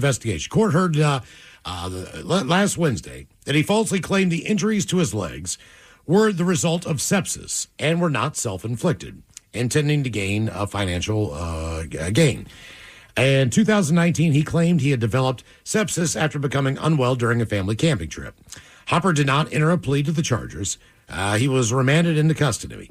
Hopper also has been charged with encouraging someone to remove the body parts of others. The court heard that he brought videos from a website called The Eunuch Maker, which encouraged a man to remove body parts of third parties. Hopper, 49, was employed by a trust from 2013 until his initial arrest in 2023. The charges do not relate to Mr. Hopper's professional conduct, and there's been no evidence to suggest any risk to patients. But either way, after having his legs amputated, he says he has a new perspective on life. I do quite a lot of amputations, and the one thing that kept going around my mind was power tools, because you use power tools. He thought the power tools being used on him were icky. He said it was really weird. But he did return to work about 6 months after the amputations and continued to amputate his clients. Looking like Hank Hill's father. Yeah. How much would it take for you to amputate both legs below the knee? Oh, God. I don't think there's any amount of money. $20 million. 20 million. We're not going to tax it. Well, 20 I was going to say million. 2 mil. You say 2? Yeah, 20 mil. So $1 million a leg? Yeah, $1 million a leg. Yeah, but that's... So if I gave you $1 million, you'd take below the knee one of the 2 legs for $1 million. Well, I think it depends where you live, right? So like living in Seattle, no, because your money doesn't go very far here. If I live in Arkansas, sure, $1 million would be like $7.5 million here. So you're like, all right, that's a deal. So if I did it in Seattle for $1 million, I'd have to move. If I had $2 million untaxed in my bank account, I'd probably just move anyhow. Right, but you're also missing your legs. But $2 million. Damn. That's true, but I could get some prosthetics. You could, but think how expensive they are. So now you dip into your $2 million. I want to say they average probably about $15,000 and get quality ones. So now you just drop $30,000 so you can walk around. Well, you know what? If I got prosthetics, I could be taller. Is that what you would do? Yeah. I am now 6'6". Yeah. Well, the one thing that I... Now, going down to the water to go swimming's tough. Sure. It would just look weird, just looking at your torso on top of these tall-ass legs. Like, man, there's something about that dude. I just can't piece it together. Did you play hoops? Actually, I did. That's right. Not I at got all. springs now, though. The one thing I wish I did not spend money on was that ambulance ride from when I ate the bad mushroom. First of all, probably should have spent money on those mushrooms. Got food poisoning. No, mushroom. Hey, hang on. Mushroom. The one that was purple and weird in color. Right. I think. No, these are mushrooms I bought at Fred Meyer. This is not like I'm on... No. But you've told the story over the years, and you're like, I looked at the one. I knew it looked weird. It looked different still than ate it. all the rest. Yep. So, start feeling sick, start sweating. I'm like, oh, man, I don't feel right. I'm getting lightheaded. I'm getting nauseous, everything else. I told my wife, I'm like, look, I need to go to the bathroom. I do not feel right. I don't know what... and that's the last thing I remember. I went to the bathroom. I collapsed into the pedestal, broke some ribs, all that stuff. She woke me up on the floor. And when she woke me up, I don't know if she kept trying to wake me up, but the paramedics and the fire department were there. They're already there. They're there, but I'm awake and I'm alert and I'm back on my feet. Yeah. You know what I mean? I've kind of shaken it off and I've gotten rid of all the stuff that was in my body quickly. But they want to put me in an ambulance immediately and take me to the hospital and figure out what is going on. Did you fight them on this at all? I did not, because I was still kind of like trying to piece together what had happened. Okay, all right. So I walk down the steps. They assist me down the steps after they pick me up, and I get into the back of an ambulance. Now, that ambulance ride was about 1.5 miles to the hospital in Ballard. Months go by. I'm fine, whatever. I get that bill. That bill is $8,000. Jesus. $8,000 for 1.5 mile ride. I did not get IVs. I did not get any medical You literally care. just laid in the back of an ambulance. I laid on a gurney in the back of an ambulance backwards, which was actually making me more sick. Sure. On the way there. And it was an $8,000 bill. I could not believe it. I'm like, look, lesson learned. If I can get my ass to the hospital any other way, if I'm not having a heart attack or whatever. If it's not life or death, and I'm not trying to sound ridiculous, like, it's not worth it, man. No. Because I don't think insurance covers that, right? Apparently not. Mine doesn't. Well, we got the same insurance. Well, exactly. You also have, what is that called? The premium that you need to hit. Right. You got to hit that. But my premium was not, $8,000. Does it matter at all that there's like private ambulances? Well, that's basically. We think that has a lot to do with it, right? So before it all got privatized, at least in my experience as a child, okay, if you had to call the ambulance because someone was having a heart attack, that seemed to be the big thing in the 70s. The ambulance ride was free or very, very affordable. Where you paid was when you got to the hospital, right? But I want to say most of those ambulances came from the hospital itself. Yes. So it's almost like a hospitals service. used to have ambulances. Right. Well, So and firehouses still do. They still do. And I don't know, like I never noticed that in Maryland. When I moved here, I was shocked at the amount of private. There are a ton of private ones. Right. And it seems like sometimes the fire department calls them. Mm-hmm. Well, that's where you get screwed, right? Like, Yeah. you need an ambulance, and they're like, all right, man, well, we're not sending ours, but we're going to send this one, which probably costs more. It's a third party, right? I mean, we talk about it all the time on advocate spots, but whenever I have something going on, and this is one thing I hate to pay for, believe it or not, man, it's just health insurance. Yeah, health insurance is the and it worst. goes up every year, and we pay. We're fortunate to have it. Don't get me wrong. I don't. I'm not bitching about the fact Yes that and no. I don't have the opportunity to have it. I think the fortunate thing about having medical insurance, at least in my experience at this company, is that when you get to the hospital, they will see you. Yes, they will. Right? So the whole thing, you have Right. insurance. That you don't have gets you insurance. through the gate. That gets you through the door. Then after that, your insurance will cover nothing that they did in here, but it allowed you to be seen. I don't have the time to fight every single thing that they reject every single time that I go to the doctor. Especially when the doctor's the one who... What And were then you they go, going through a "You couple need to months ago? You need to resubmit this claim. You need to redo this. Why don't you come to the determination whether you're going to pay for this or not? And then they'll just come back and go, no, we're not paying for it. Like, why not? And then they'll come up with some bullcrap excuse. But in your case, a couple of months ago, this was not you asking for it. This was your doctor saying, hey, from the you need medical this. points of view, we're saying that this they patient always needs do. it. And they were still like... They always do. No, the doctor's always got my back. I mean, they don't have the time to fight him either. So my thing is, if the insurance doesn't trust the doctor, then who does insurance trust?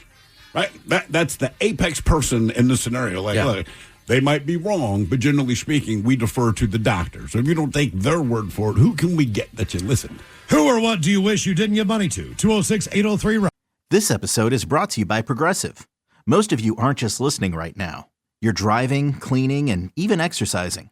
But what if you could be saving money by switching to Progressive?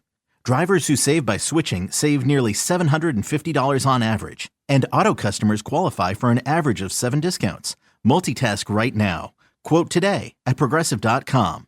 Progressive Casualty Insurance Company and Affiliates. National average 12-month savings of $744 by new customers surveyed who saved with Progressive between June 2022 and May 2023. Potential savings will vary. Discounts not available in all states and situations. Homes.com has collaboration tools to help home shoppers search, share, and discuss home shopping with family, friends, and their agent directly through the site. Though it was fun to get that email from your husband about that 3-bedroom in the hills, to which you replied via text that you would never live in the hills and you'd like to find a 3-bedroom closer to the beach. To which he replied, "Why are you so uncompromising?" A fun way to spend an afternoon, but we think it's just a tad bit easier our way. Homes.com. Ding dong. We've done your homework. As a woman entrepreneur, you know that every connection counts, whether it's with your customers, your team, or your community.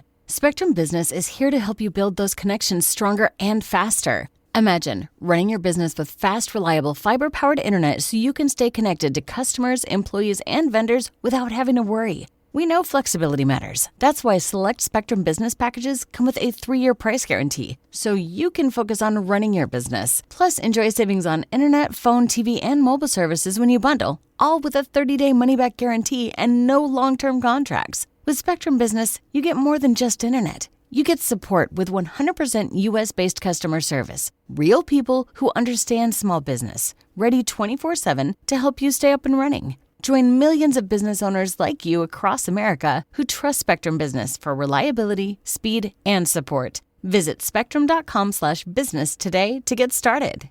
Restrictions apply. Services not available in all areas. Hiring isn't just about finding someone willing to take the job. It's about getting the right person with the right background who can move your business forward. And to find candidates who match what you're looking for, trust Indeed-sponsored jobs. Stop struggling to get your job post even seen on other sites. Give your job the best chance to be seen with Indeed-sponsored jobs. They help you stand out and hire quality candidates who can drive the results you need. Sponsored jobs boost your post for quality candidates, so you can reach the exact people you want faster. Join the 1.6 million companies that sponsor their jobs with Indeed. Spend more time interviewing candidates who check all your boxes. Less stress, less time, more results now with Indeed-sponsored jobs. And listeners of this show will get a $75 sponsored job credit to help get your job the premium status it deserves at Indeed.com/listen. Just go to Indeed.com/listen right now and support our show by saying you heard about Indeed on this podcast. Indeed.com/listen. Terms and conditions apply. Hiring? Do it the right way with Indeed. From the Pinky's Plumbing Studio, you're in the men's room. You guys ever go to a fortune teller? Never. Palm reader, any of that crap? No, not once. Fortune teller and her daughter are accused of scamming clients, including some who complained of financial hardship. What? Out of $46 million. Damn. And Yafan, 53, claimed to be a fortune teller and feng shui master, taken into custody in an affluent neighborhood in Sydney, Australia, along with her unnamed 25-year-old daughter. Authorities allege the pair played key roles in a sophisticated fraud and money laundering operation, targeting vulnerable Vietnamese community members. Police say Fan convinced clients that a billionaire benefactor would change their fortunes if they took out loans from which she benefited. Why would you believe that? She's facing 39 charges, including directing a criminal group, obtaining financial gain by deception. Her daughter is charged with 7 offenses, dealing with proceeds of crime. Mother was denied bail, while her daughter was released pending a court date this month. Now, during the arrest at a multi-million-dollar mansion, officers seized financial records, luxury goods, a gold bar, and thousands of dollars in casino chips. Fan is said to be a VIP at a local casino. I bet. Authorities say she arrived in Australia in 2001, later became a citizen, but has not worked and is now receiving disability support payments. Jesus. Investigators then froze about $10 million in assets on top of $40 million previously seized in a widening probe. Initially, the investigation focused on fraudulent car loans for non-existent luxury vehicles, but has since uncovered what police describe as one of the country's most elaborate financial crime syndicates. They claim the group used stolen identities to secure loans and defraud major banks out of up to $165 million. Damn. Our question, who or what do you wish you didn't give money to? 206-803-ROCK. She's not a good person, but she's good at it. Gotta give her that. Hello, Josh. Welcome to the men's room. Hola. Long-time listener, first-time caller. Welcome to the show, ma'am. So I wish I did not give about $90,000 into mobile games. No, what do you mean you gave, like, just playing them, downloading them, all that? Not downloading in-app purchases. Let's just say I don't like to lose. How many years was this over? About 5. Holy crap, man. Okay. $90,000. Were you, I just wondering, like, how old are you? I'm 34 now. It's been, I think the last game I stopped playing it about 5 or 6 years ago. All right. This isn't that unheard of. Only because I know somebody, I'll just say a friend of a friend. All right. They had a few cocktails and were like, I'm in trouble. And I was like, what's going on? And same thing. He had spent crazy amounts of money on those games. And he was like, I don't know how you are, but he was like, dude, it got so addictive. And like this guy's like, I didn't want to lose, and I wanted to keep playing. What are some of the games that you were playing that they get that addictive? So the first one that got me started was Clash of Clans. All right. I think I spent probably about $15,000 on that one before I stopped playing it. Did you ever get up on any of these games? What was that? Were you ever up? Did you get ahead on some of the games? Oh, yeah. I was in top 5 guilds in the entire world. At one point, I was in the number 1 guild in the world. I was never the top player, no, not even close, but I got up there pretty well on them. Okay, how much money were you up? Oh, money, nothing. I wasn't making any money. I just didn't want to lose. All right, I see what you're All saying. right, So there's no opportunity to make money in these games. You were just that competitive that you just want to keep playing. Yeah, I guess the last game I got about $10,000 back because when I quit playing, I sold my account and somebody paid me $10,000 for it. Damn. Okay. Now, what finally got you to stop doing this? Well, the first 2 games I was a single guy working nights, nothing else to do. The third one, which is the one I spent the most money on, I finally stopped doing it about the time my wife started to catch on. Yeah, funny how that works, man. And what was her response when she, quote-unquote, started to catch on? Did she freak out, or was it more like an intervention, like, hey, man, dial it back? So she didn't realize how much I was spending. She just started making comments that, the checks seemed to be going kind of quick. And then once I finally stopped playing it and I didn't have the account anymore and I told her the amount of money I'd put into it, I got slapped. Yeah, I bet. Man, why didn't you say less? Like, if you spent $90,000, I say 10. That's just my thing. Hey, man, I lost $10,000. I'm still going to be mad. It's just not as bad as it would have been if you tell the complete truth on that. That is insane, man. Oh, so I didn't tell her about the first 2. Only the game that I was playing when we were together, which that one I think I was into for about $45,000. Jesus, man. Yep. Okay. I'm guessing you do okay for yourself in general? Yeah, I do all right. I do commercial kitchen appliance repair. I mean, at the time, I was an electrician, so I was making, $40 an hour and had nothing to spend my money on. Okay. Yeah. All right. Until he found something. Back to the friend of the friend, Ted. I know a guy, and his one of his best friends growing up, pretty successful here in Seattle doing IT stuff. Now, his thing was, I don't know if he kind of described him as socially awkward, but he never really, not to him.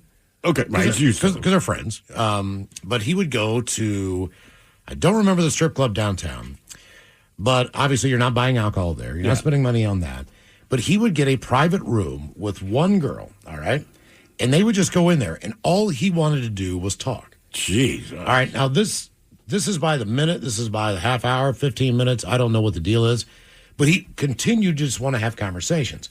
And he was doing this 3 to 4 times a week to the point where I don't think, basically what he said was the girl who worked at the club really started feeling bad? Well, no, didn't really need to dance anymore because she was always back there. Making so much money. Back there with this guy. That she wasn't even out on the floor most of the time. And he was just paying her cash. And she made a whirlwind of money off of this guy just so he could sit there and talk to her about whatever he wanted to. Wow, man. Never asked for anything. Really? Never wanted to go out on a date. Are you sure? Yes. That's his story. That's the, well, yes. If you just need to talk to somebody, like therapists are a lot cheaper. I would say for Social half workers. that much, you can talk to me at the bar. Yeah. Yeah. I mean, I get people talking to me all the time. And they're paying me nothing. Correct. I'm paying to get drinks. I know. Yeah. I got to listen to this guy cry. Now, have you guys ever had a family member who was scammed by somebody? Yeah. Oh, yeah. Okay. Yeah, My grandfather, and I realized this when I went back to my mom's place for Thanksgiving. My grandfather still gets mail for donations from various television evangelicals. Oh, yeah, it's a scam from the top. A lot of them are since not even around anymore. Yeah. Like Pat Robertson. Mm-hmm. They still send stuff. Now, I know he's got a son, and they've got this foundation, But apparently the amount of money that, and I guess my grandfather just considered them as like tithings, even though that he still gave at church. Yeah. But the amount of junk mail, but it's not junk mail, that still comes to that house under his name. What, just looking for donations? Church of this and this, and this. And it's always it's all, because I opened up a couple of them. It's always a sob story about, the church maybe having to give up their television coverage. So as far as... I mean, like, come on. Like someone like Joel Osteen, right? This guy... Oh, he was in there. His envelope was in there as well. But he's always asking for money. And I'm like, bro, you have more money than damn near anyone in this country. But it's all the grit. What is your sob story that you need money? And it was always like, a couple of them were, you get an item. You get a cloth. Right, the healing cloth. That's been blessed. Or you get a coin. Or you get this or that. It's the equivalent of buying, I don't know, like buying a star, I guess. Yeah, I bought you a star. No, you didn't. You gave somebody money. But I think he, over the lifetime, as far as my family, he has been, he was taken advantage of the most. Sure. There's a guy, he was in the news yesterday. I don't remember where he's from, somewhere in the States, but same general thing. He's got his congregation, and he goes, look, if you can donate, it was $10,000, and I can't remember if it was like in the next 10 minutes or in the next hour, but all of you will be rewarded by being millionaires. Now, he has not been arrested yet. He did generate a lot of income, but he can be busted in the next couple of months because that's just patently untrue, right? But his people, they're like, hell, that's a hell of a deal. Yeah. Your mom was close to being scammed, you said, but she did not get scammed. No, it was my sister called her, but my dad got scammed out of like $30,000. What was the ploy? Like, what is... So, he spent a lot of time on that computer. Sure. Right? And I blatantly called him before, just come on, man. Waxing the carrot. No, but the one time I showed up, I went, why are you sweaty? And then, just... I love that you asked. Oh, God, it was awful. Was he sweating a lot? Yeah. I was running, I was back for a wedding, and I had just timed it out that I had enough time to, pop in on Bernie. Yeah. See my godson, little Bernie. And I was in the neighborhood, so I said, screw it, I should go see I'll go say hi to my dad. So he didn't know I was coming, and I just knock on the door, and it takes a minute, then he answers, and I'm just like, it's summer, but he's got AC. I'm like, why are you sweaty? It's just, right, so you know why, damn it. Mm-hmm. Yeah, go wash your hands, I'll give you a hug. Right. But also, he was just old, so he was bad at his computer, so if I hopped on there to look at something, I'd be like, hey, you forgot to close out all your porn tabs. Oh. So I don't know what he was looking at, but basically one of those, somebody calls him and it's like, hey, there's something wrong with your computer. Yeah. Kind of almost like this is going to happen, that's going to happen, send us the money. So I think they had got him by the third time. I'm like, what is going on? And he's like, this or that. And I mean, I was just, because this was long before, it's 10 years before he kind of started fading a little bit. Yeah. And I'm like, all right. This episode is brought to you by Progressive Insurance. What if comparing car insurance rates was as easy as putting on your favorite podcast? With Progressive, it is. Just visit the Progressive website to quote with all the coverages you want. You'll see Progressive's direct rate, then their tool will provide options from other companies so you can compare. All you need to do is choose the rate and coverage you like. Quote today at Progressive.com to join the over 28 million drivers who trust Progressive. Progressive Casualty Insurance Company and Affiliates. Comparison rates not available in all states or situations. Prices vary based on how you buy. Homes.com is the only place where you can find specialized neighborhood guides with the in-depth insider info home shoppers want. Very in-depth info. Want to know if there's homes for sale in the area? We've got it. How long has a home been on the market? We'll know it. Average lot size? Uh-huh. Proximity to local parks? Of course. Insight into your neighbor's divorce? We're working on it. Homes.com. We've done your homework.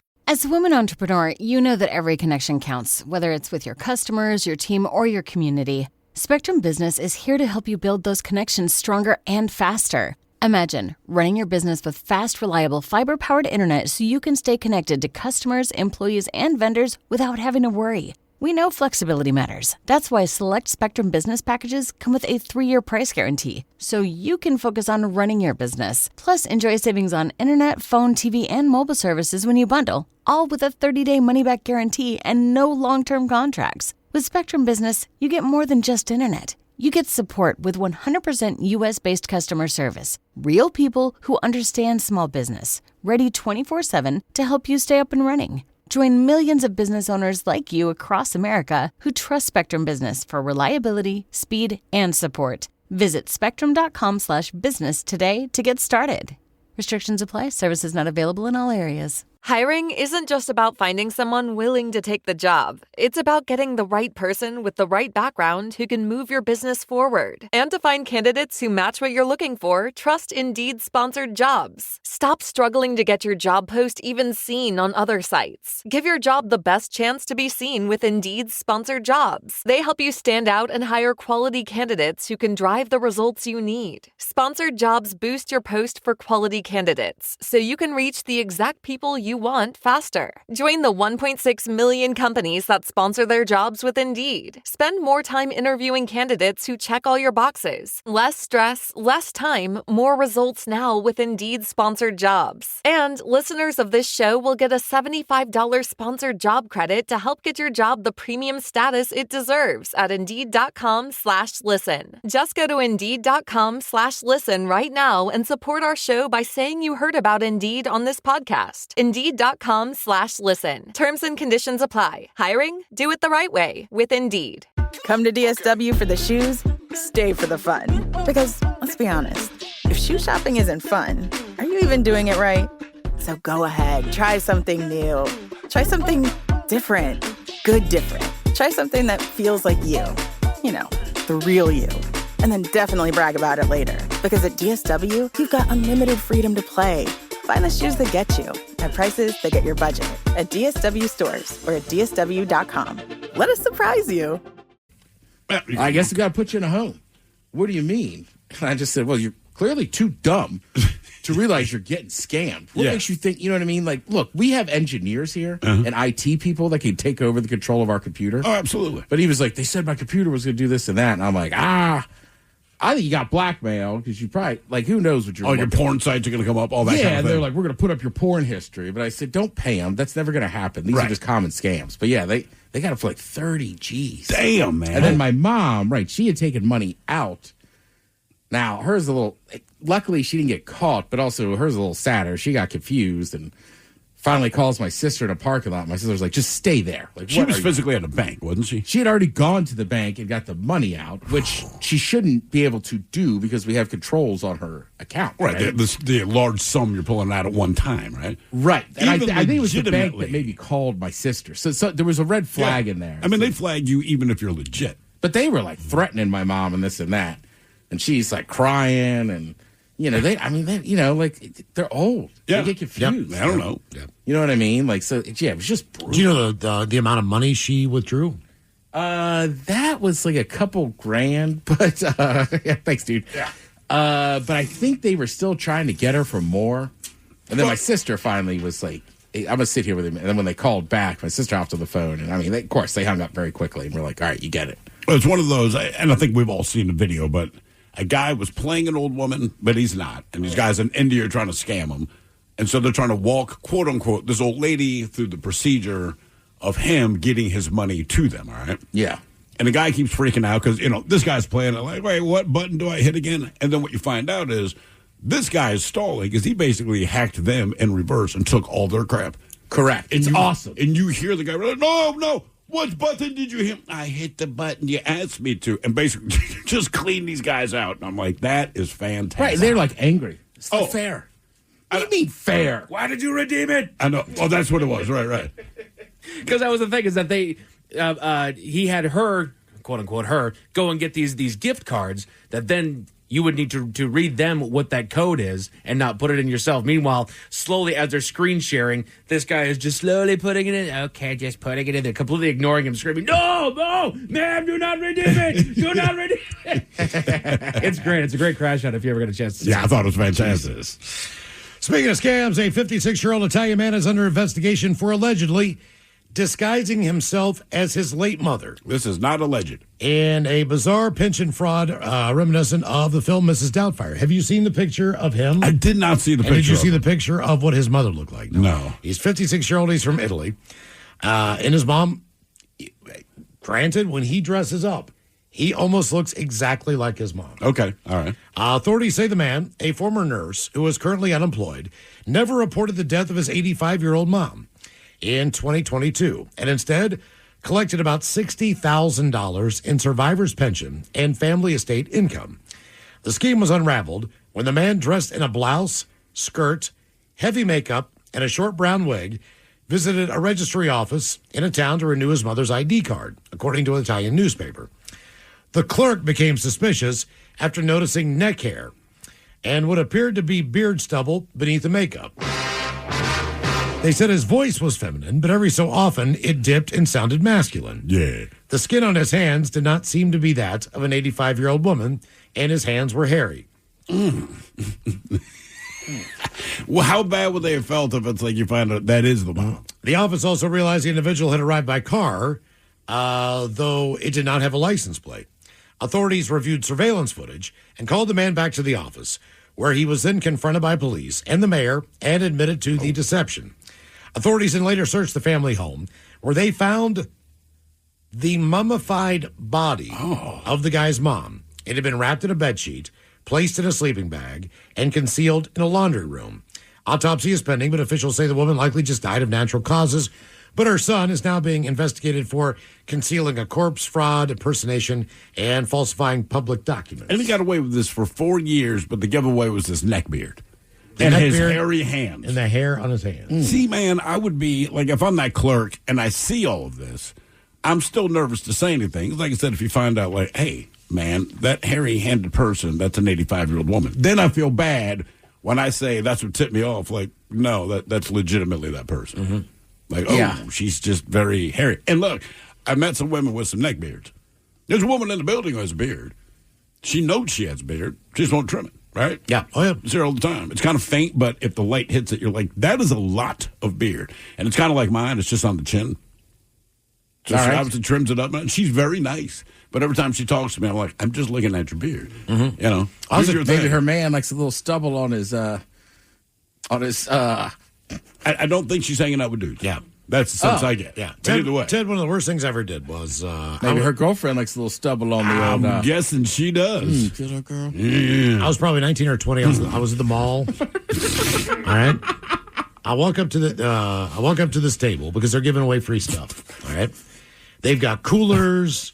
They've got all this different stuff like tote bags and all this cool stuff. If I do one thing, which is sign up for their credit card.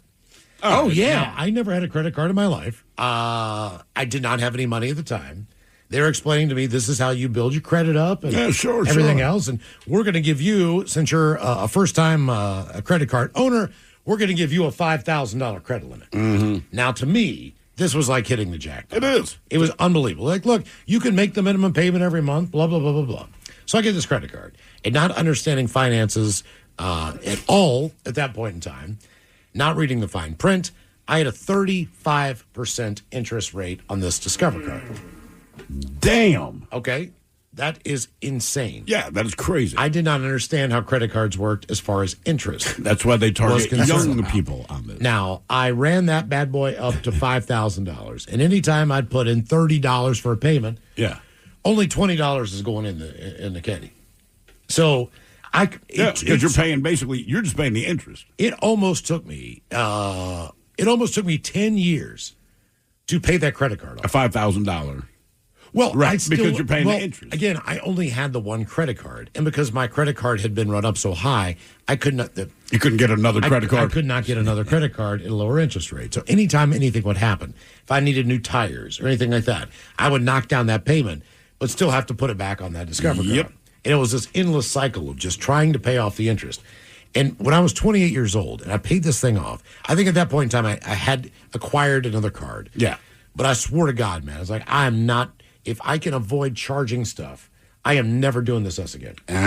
I'm very much a cash dude, man. And I absolutely just was.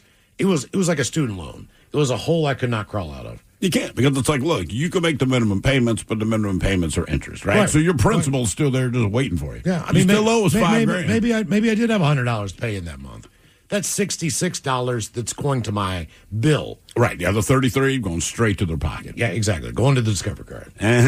I have found that these days with And I don't know how it works with like Square or any of those kinds of things, but a lot of places don't take cash. But the places that when you say I have cash and they kind of have to scramble to find an actual cash register or unzip the bag, the beauty is almost no matter where you are, then you can negotiate a little bit. Because I say, look, man, if you're willing to put this on credit card, you're willing to pay that fee. Right? So if I'm buying something for $12, like I'll give you 10, and 9 times out of 10, they'll take it.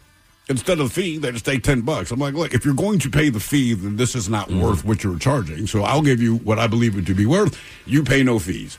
And it works very well. Coming up, the version of Who Sucks Less at 4:30, and we've got your emails on the way next from the men's room at KISW.com. This episode is brought to you by Progressive Insurance. What if comparing car insurance rates was as easy as putting on your favorite podcast? With Progressive, it is. Just visit the Progressive website to quote with all the coverages you want. You'll see Progressive's direct rate, then their tool will provide options from other companies so you can compare. All you need to do is choose the rate and coverage you like. Quote today at Progressive.com to join the over 28 million drivers who trust Progressive.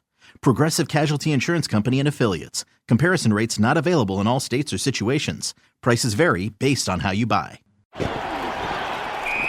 Huddle up. We got one play. Everything we work for comes down to this. Quick question. Speaking of workouts, how would you rate your athletic program? Bro, we're in the middle of the state championship. Oh, so like a B+ then? Dude, get out of our huddle. Well, at Homes.com, we leave it all on the field to get you detailed information on local schools. Off the field. Off the field. Copy. All right, go sports.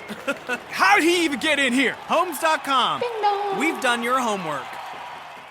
Hiring isn't just about finding someone willing to take the job. It's about getting the right person with the right background who can move your business forward. And to find candidates who match what you're looking for, trust Indeed-sponsored jobs. Stop struggling to get your job post even seen on other sites. Give your job the best chance to be seen with Indeed-sponsored jobs. They help you stand out and hire quality candidates who can drive the results you need. Sponsored jobs boost your post for quality candidates, so you can reach the exact people you want faster. Join the 1.6 million companies that sponsor their jobs with Indeed. Spend more time interviewing candidates who check all your boxes. Less stress, less time, more results now with Indeed-sponsored jobs. And listeners of this show will get a $75 sponsored job credit to help get your job the premium status it deserves at Indeed.com/listen. Just go to Indeed.com/listen right now and support our show by saying you heard about Indeed on this podcast. Indeed.com/listen.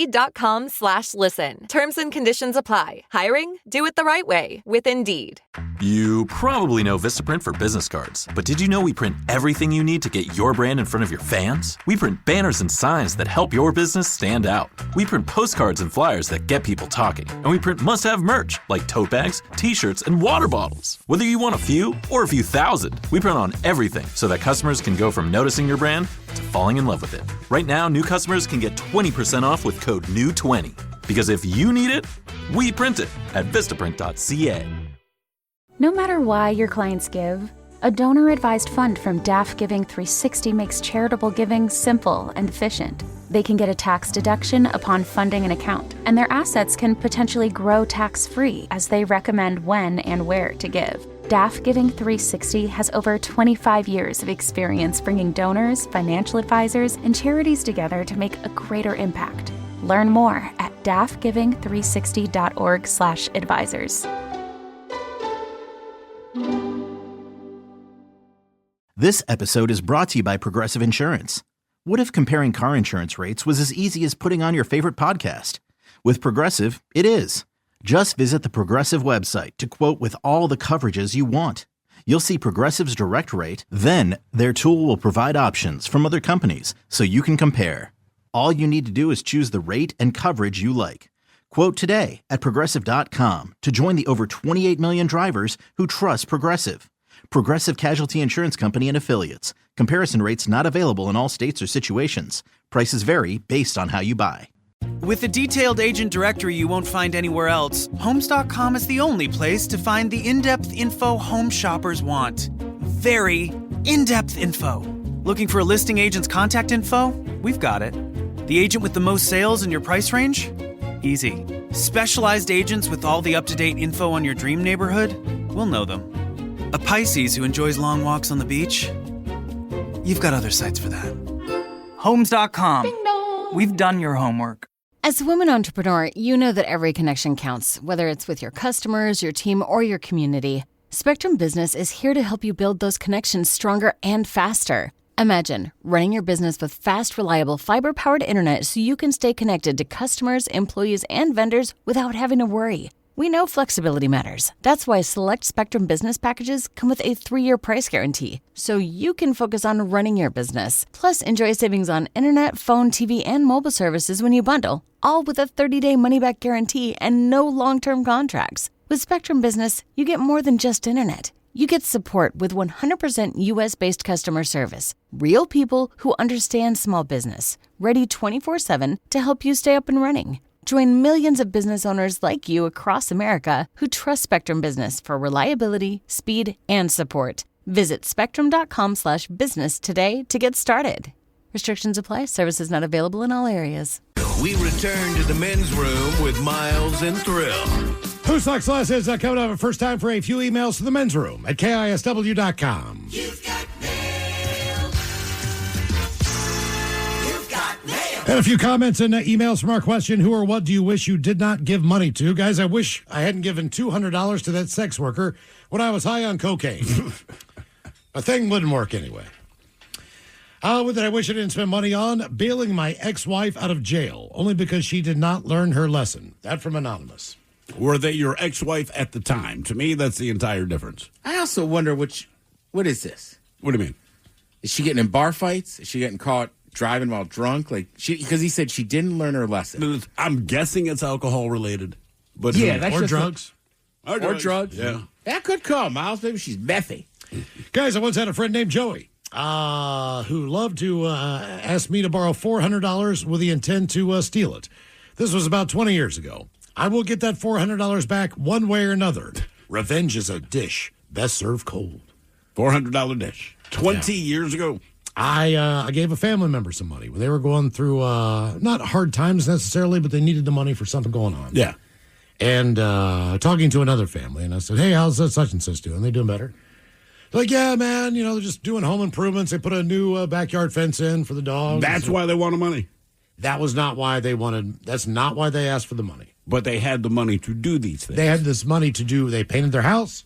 They got That's a not fence cheap. in the backyard. Not cheap. So they obviously had money to do that. Right. But what they asked me for, I don't know if they used that money one way or another. Mm-hmm. But I was still like, that's dirty.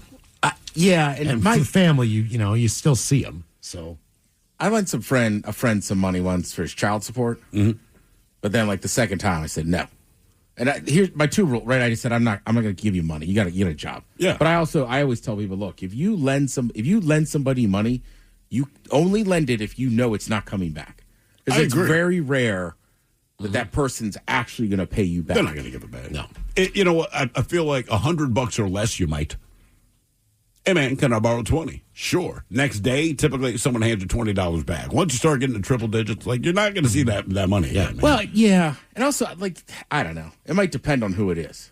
Well, sure. Yeah. Some people Right, are if I better. know, like, I have friends that have jobs and stuff. Maybe they had to pay a bill and they're just like, Jesus Christ, man, I'm a little short. I'm like, I get it. all right, yeah. I had to. It was But a this weird guy thing. never had a job. I do better. Right. That's the guy you don't. This isn't getting scammed, but I had ordered a sandwich from Jimmy John's. All right. So the guy, they're in the process of making it. When I go to pay for it, the guy's like, "Oh, hey, we don't take cash." And I'm like, "F man," because I don't roll with credit cards. I'm just a cash guy. Luckily for me, there's a dude in line behind me, right? Business guy. And I go, "Hey man, my total is like 19 something. If I give you $20," he's like, "Absolutely," because he had cash. He's like, "This is perfect." I was like, "Thank you, bro." Kind of a twist, but my buddy was living in a house with a group of Get guys. combo? $19? Dude, that's what I thought. I got what sandwich did I get? It was good. So basically, I got a large drink, lemonade. I got chips. I don't remember which flavor, probably salt and vinegar. And then I got one of the sandwiches, man. Yeah, 19 something. Buddy was living in a home with a group of guys while attending school. They had one roommate that blacked out one night. Everyone thought it would be funny to order a dildo on his Amazon account to the house. Needless to say, when it arrived, the guy was confused. Throughout the year, they did the same thing 11 more times, leaving the guy thinking he might be a little confused on which team he played for. They did finally tell him, and I'm sure if they ever paid him back for the dozen that they bought. Well, we're going to do that to Castle at your wedding. We had gone to the bar, all right, and me, Miles, and my wife It's not that she hung in there because she wasn't drinking. It was more just keep an eye on us because we're getting real loose. Well, Castle bailed early, and then we realized he had left his credit card behind the bar. So we just kept getting shots and beer. I mean, we just get hammered. And I kept telling my wife, look, don't worry about it because we're going to put this all on Castle's card and leave a fat tip. Mm-hmm. Well, at the end of the night, guess what? She would not let us do it. She just wouldn't. I said, look, we're going to give him the money back. She goes, then just pay for it here.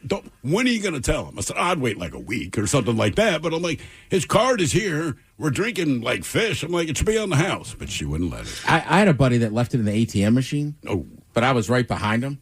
So I swiped it. And then we went and tailgated all day. And then later at the bar, and I'm like, hey, man, get this one. I mean, he was freaking out. Oh. And then, we let him go for, probably as long as we could till he was like, but we were in Philly. Yeah. Oh. He's like, I'm going to drive back there. And we were like, all right, hang on. I got your card. Gentlemen, my story's not mine, but my friend's. A few years back, he had lost his mom and got a lump sum of money from her life insurance, about $100,000. Well, his mom also handled his finances, and he never lived on his own. So he rented a house, which was good, but then he blew $50,000 on a sex webcam chat. Jesus Christ. I told him for that price, you could have gotten a mail-order bride. Hell, for a fraction, he could have gone to Bunny Ranch. Needless to say, the money only lasted about a year and a half. $50,000. He blew through a full 100 of it. Jesus Christ. Hey, she's exactly right, man. He just hop a plane, go down to Nevada. Yeah, no kidding. Dad bought a used to hell BMW from a tweaker. He spent a year building it back up, gets it running, tunes the hell out of it, and by the time he's done with it, the car is actually good as new, down to the paint. He gets hard up for cash, decides to sell the car. He has to undersell the hell out of it so he can get his credit cards paid off. Tight situation, and the tweaker agrees to buy it back, but not for the full price. He pays half of what my dad wanted. My dad was so desperate, so he takes the deal. Situation's already bad, but then, I'm not kidding, a month later, an impound lot or a cop, I forgot which one, calls my dad. They found the BMW ditched in a field on the side of the road and still running after it had been involved in a crime. The tweaker hadn't changed over anything out of my dad's name because he didn't want to be traced back to him. Yeah. So my dad takes the car back, and a week later, the tweaker and his girlfriend start leaving notes on the door, texting him, calling him, and harassing him. They demand the car back and say that he stole it. My dad tells them that if they want to report it to the cops, they can, which they won't because they still have warrants. Yeah. Long story short, my dad still has the car 3 years later, and the tweaker has dropped off the face of the earth. Yeah. Keep on rocking. That from Nathan. Okay, time for a couple emails brought to you by Men's Room Roasted Red Salsa from San Juan Salsa Company. Dip responsibly. Patello's, today's my amazingly awesome son's birthday. It is his 9th trip around the big ball of fire. He can put a smile on anyone's face. So for his birthday shout-out, can he get a fart montage? And Coach Ted, please. Love you, Jackson, and happy birthday. Lots of love. That from Dad.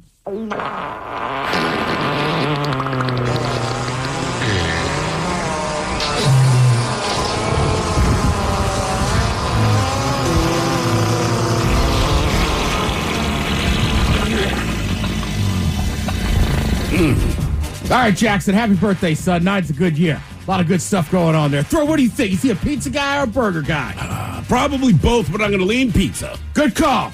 Hopefully you had a burger for lunch and having pizza for dinner. Pizza gets leftovers, And bro. you look at your dad straight in the eye and go, I'm having a milkshake tonight, Dad. I'm 9. I don't care if I'm lactose intolerant. Yeah. And I don't think kids leave leftovers on pizza. They don't. It is staggering. It's amazing to me how much pizza. How much my food. kids ate. Yeah. But it was pizza. My God, man. And it's all pizza. What do you mean? No, there's not a leftover nugget. I mean, there's certain foods that No, are going to I'm be just saying gone. it doesn't matter.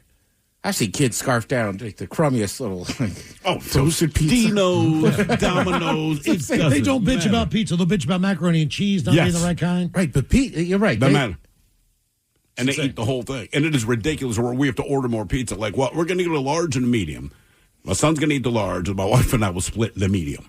Because I'm good after like 2 slices. In kids' defense, right? If I order a medium pizza, I usually eat, half of it. Sure. Eat the other half the next day or whatever.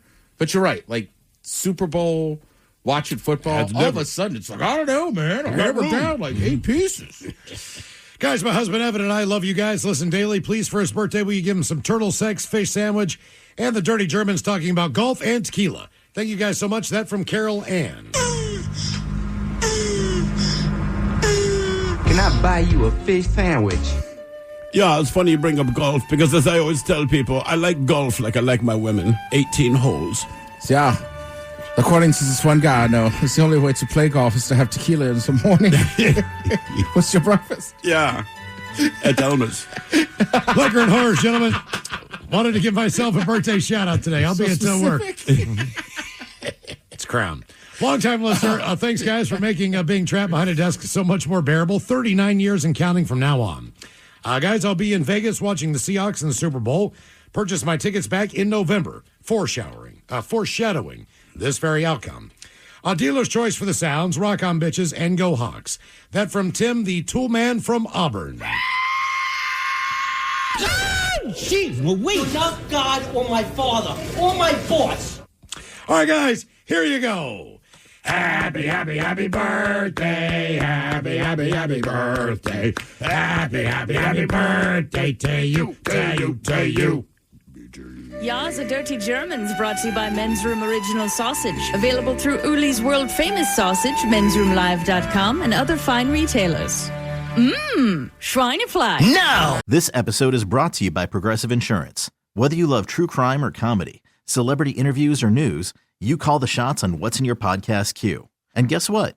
Now you can call them on your auto insurance too with the Name Your Price tool from Progressive. It works just the way it sounds. You tell Progressive how much you want to pay for car insurance, and they'll show you coverage options that fit your budget.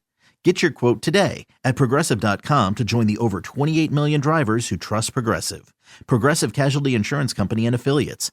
Price and coverage match limited by state law. Homes.com has collaboration tools to help home shoppers search, share, and discuss home shopping with family, friends, and their agent directly through the site. Though it was fun to get that email from your husband about that 3-bedroom in the hills, to which you replied via text that you would never live in the hills and you'd like to find a 3-bedroom closer to the beach. To which he replied, "Why are you so uncompromising?" A fun way to spend an afternoon, but we think it's just a tad bit easier our way.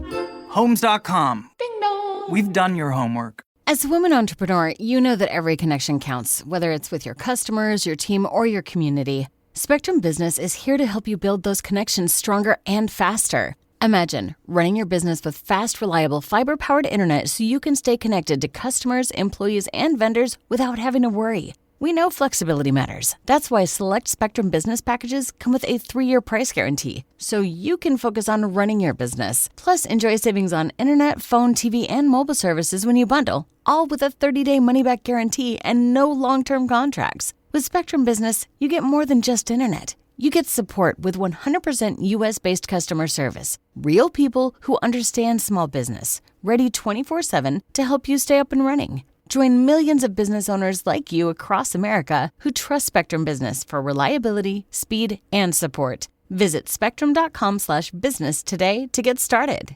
Restrictions apply. Services not available in all areas.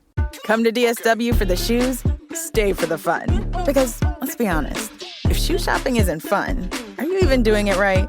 So go ahead, try something new. Try something different. Good different. Try something that feels like you.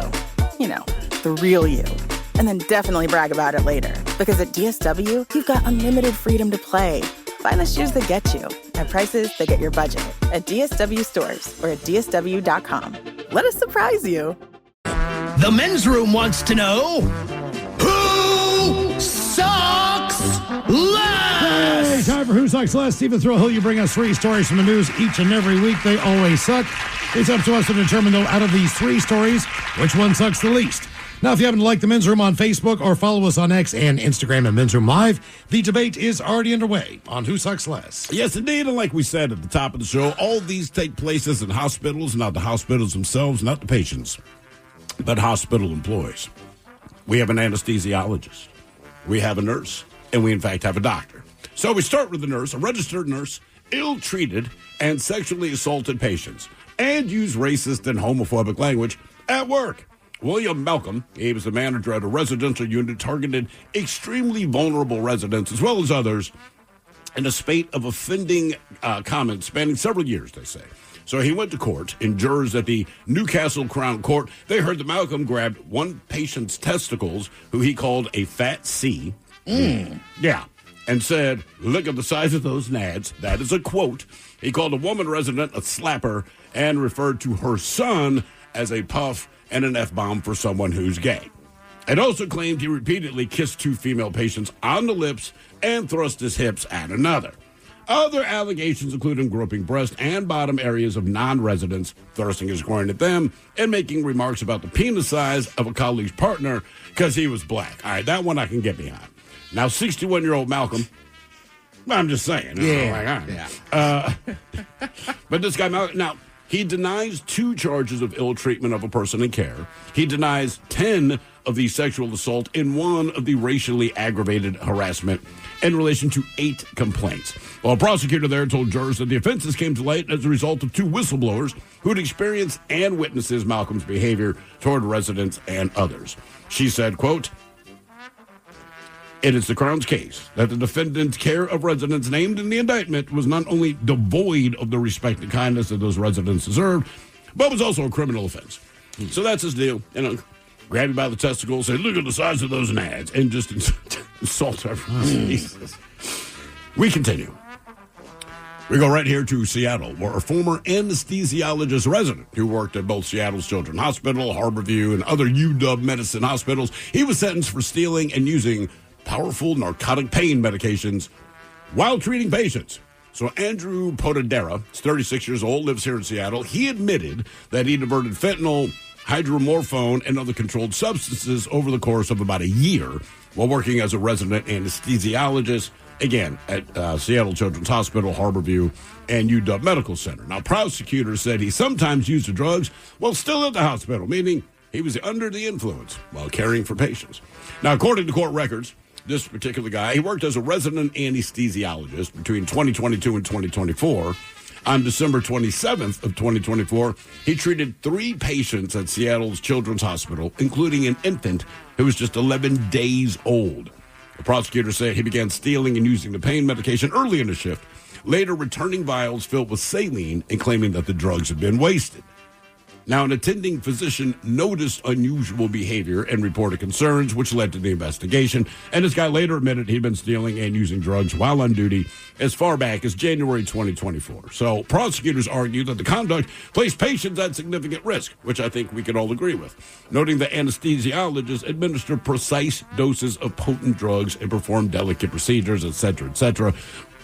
Law enforcement officials involved in the case said the investigation helped stop behavior that endangered vulnerable patients and emphasize the importance of protecting patient safety. Well, yeah, you don't want your anesthesiologist to be stoned to the bejesus, at least not when he's administering anesthesia. That's the most dangerous part of most of the time of the procedure. Yes, it is, man.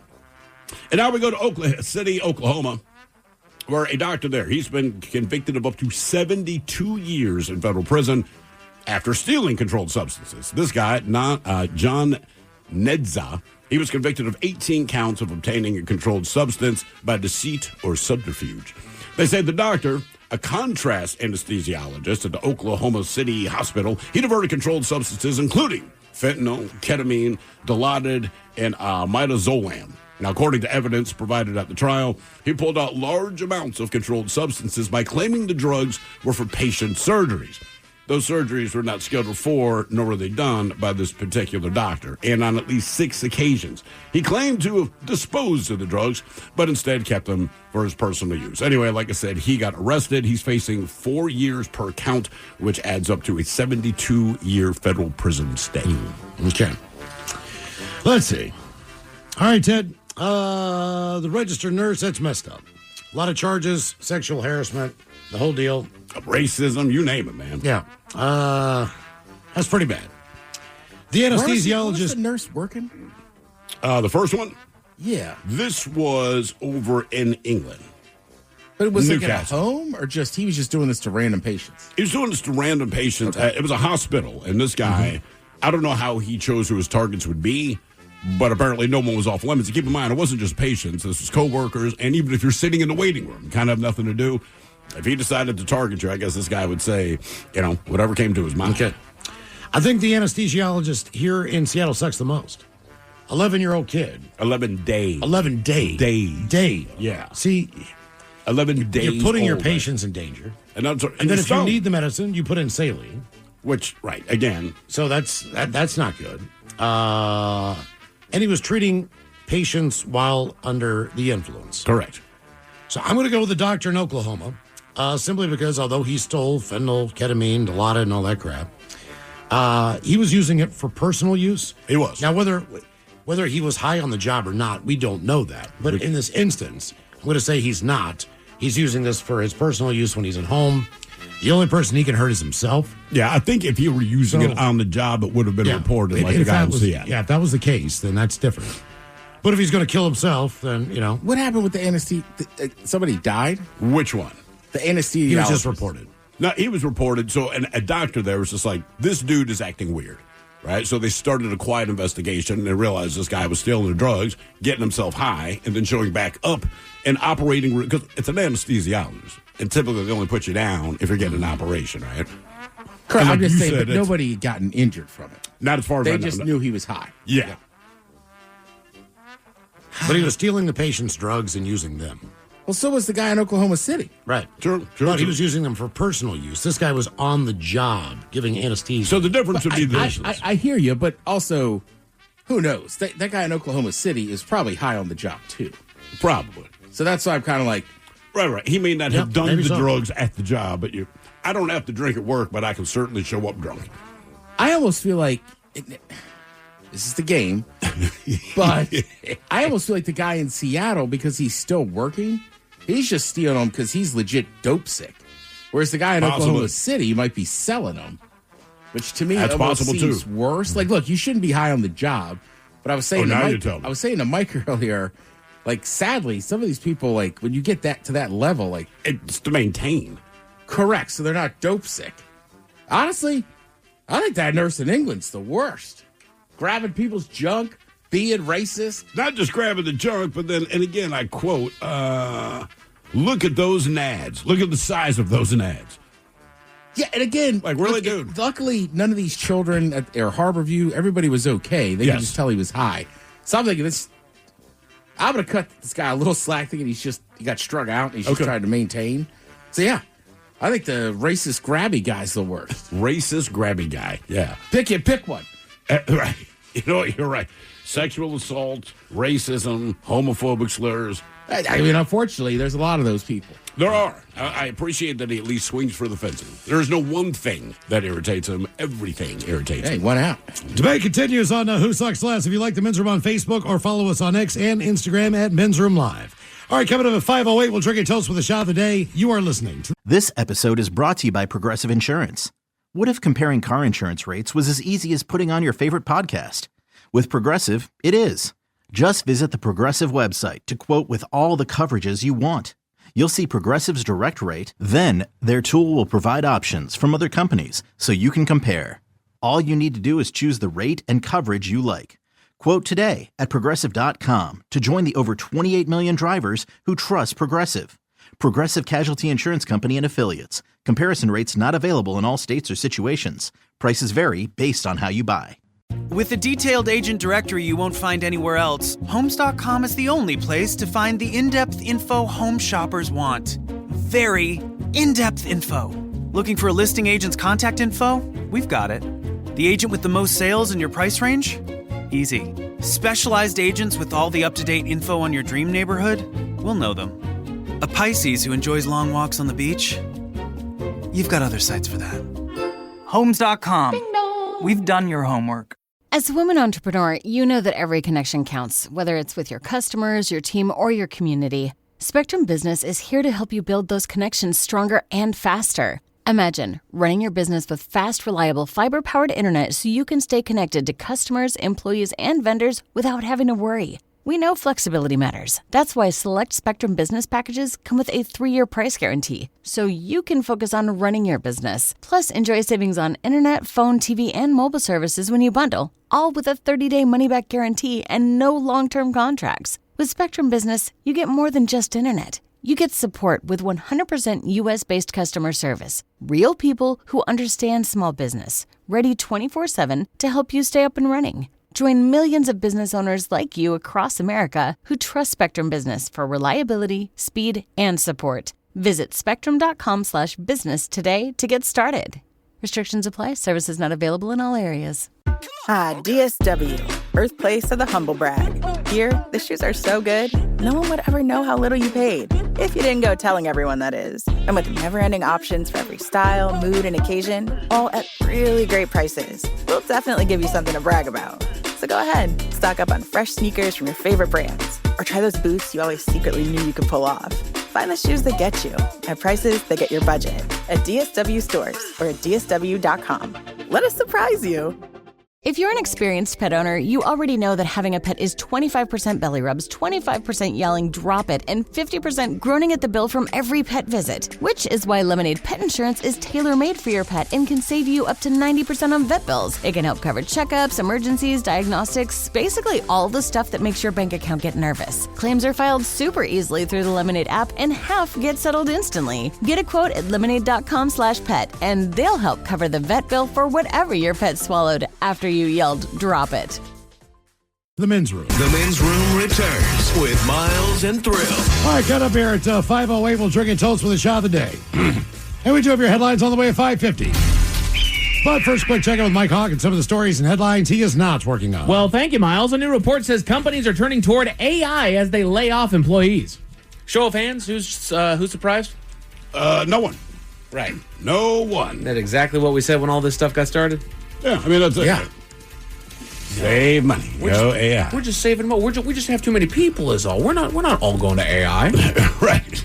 Now they say the tech sector in Seattle is going to be hit hard. Oh, already started. I absolutely. But it's not done. No, not even close. Yeah, you'll never need a human. Yeah. Nope. Yep. Get It's ready fine. for it. It'll totally be fine. The thing is I want to see when the fallout's going to show up. You know, like you said, the tech sector is going to get hit really, really hard. A lot of other places are going to get hit really, really hard. But then at some point, like you're saying, never going to need a human. Never going to need an actual body in there. Your product's not totally going to suffer for it. It will. When's that fallout show up? That's the one I'm waiting for. Ask Ted. Here's the other thing you got to keep in mind. Like, a lot of this stuff, too, you know, gets bought by these billionaires or mostly private equity. Yeah. Like, that's all they're going to do. Yeah. Like, watch Goodfellas. When they take over that guy's restaurant, what do? They run up all the bills and this and that. Run out of money, you torture. It's basically what they're doing. It's basically, yeah. Right? Like, I don't understand why there's no more, like, you know, chain restaurants or this or that. And it's like, well, look at what happened. Yeah. I don't understand what happens to Vegas. Well, there's only 2 companies now that own each side of the street. That is correct. So it's like, it'll be the same thing. It'll just get to a tipping point, maybe, where we just stop buying the products because it's so bad. That's all you can do, really. Sure. Yeah. The penguin cold plunge in Vermont has been postponed. It's frozen. No penguins. It's too cold. Yeah, it's frigid temperatures. You think penguins are like that? Don't call it that. Yeah. We live in Antarctica, man. We dive every day. This isn't a problem for me. I can make this I happen. live in Vermont. Bitch-ass humans. I'm not a maple farmer. I mean, in Vermont, right? If it's a lake, there's no chance. Right. Even if it's salt water, like Miles and I, our buddy, he lives on the Chesapeake Bay. It's still like large sections of it are frozen. It's just frozen That's solid. salt water. Right. That's ungodly cold. Yes, it is. Yeah. They're miserable. Yeah, I believe it. Seriously. Like, Well, nothing is melted. Anybody I know that's like, oh, I love winter. Listen to that. Even they're breaking. They're like, this is awful. That's not the way. Look, I love summer. A heat wave I do not love. This is basically the equivalent of that, right? Yeah. There you go. A neutrino detector in the Mediterranean caught what's believed to be evidence of an exploding primordial black hole, a relic from moments after the Big Bang. Damn. Yeah. Okay. So look at that. We found a black hole that exploded, which is, they're still an anomaly to me because they draw so much, like their gravitational pull's so heavy that light can't escape it, yet it can still explode. Still explode. I guess you reach a critical point. I guess. Depending on the size of it, But just like, can't where is take it all anymore. going? It's all just crushing down. Right. I mean, that's the thing. You're crushing down, you get dense, and at some point it gets hot enough to boom. Kurthwacko. What? Kurthwacko. Kurthwacko? No, don't dot. No, you brought it up. Yeah. What's Kurthwacko? Not a doggone thing. That's just something that my dad would say.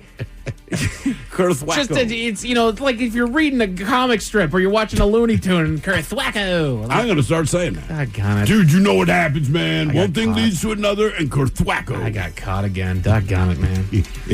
Put your thinking caps on, jackasses. It's time for the Merriam-Webster word of the day. Kurthwacko. Kurthwacko. I give you guys a 1% chance of success. I see how you are. Yeah, this is going to be a hard one. Ayo. It's an adjective brought to you by the letter D, and it's a formal word used to describe fabric of a texture so fine that one can see through it. Delicate. I have no I wouldn't idea. give you 1% chance of success with the word delicate, Steve. I'm not even going to dignify that by saying good guess. The word is... Derya. Say what? Derya. Okay. Dirthwacko. Going French. Dirthwacko. I thought we were making up words. Just change the first letter. I got it. Dirthwacko. Diaphanous is the word. Never heard that one. I've heard the Diaphanous. word. I had no idea that's what it meant. Yeah. A texture so fine that one can see through it. Girl, I need you some of look those at underwears. Diaphanous underwear. Yeah, check that out. You see the whole thing. What do you think? Just standing in the mirror. I'd wear the pants. Technically, I'm decent. Yeah, would you get arrested? Right? I'm wearing I got see-through swim trunks on. Exactly. Like, I am dressed. I'm sorry that you see but you're making it weird by looking at it. Well, Lululemon's made a fortune off of it. I'm about to say, like, I feel like there's fashion nowadays. It's like, that's borderline at best. Mm-hmm. Yeah, so. There's an osteoporosis medication that's being looked at for reducing chronic back pain. Good. Which, osteoporosis, that is a bone condition, isn't it? I think osteo refers to bones. So I think. It would make sense that it would do something towards reducing chronic back pain if it is your bone related. God dang it. Hold on. Osteo. How do we spell osteoporosis, Steve? I just spelled osteo. All right, so prefixed around blah, blah, blah. Okay, it does mean bone. Yeah. Okay, so there you go. Now it's curing your back pain. Enjoy that. Turns out that non-traditional baby names are becoming more common globally. Like what, though? Do they give examples? Not really. It's just... What kind of baby names? Say non-traditional.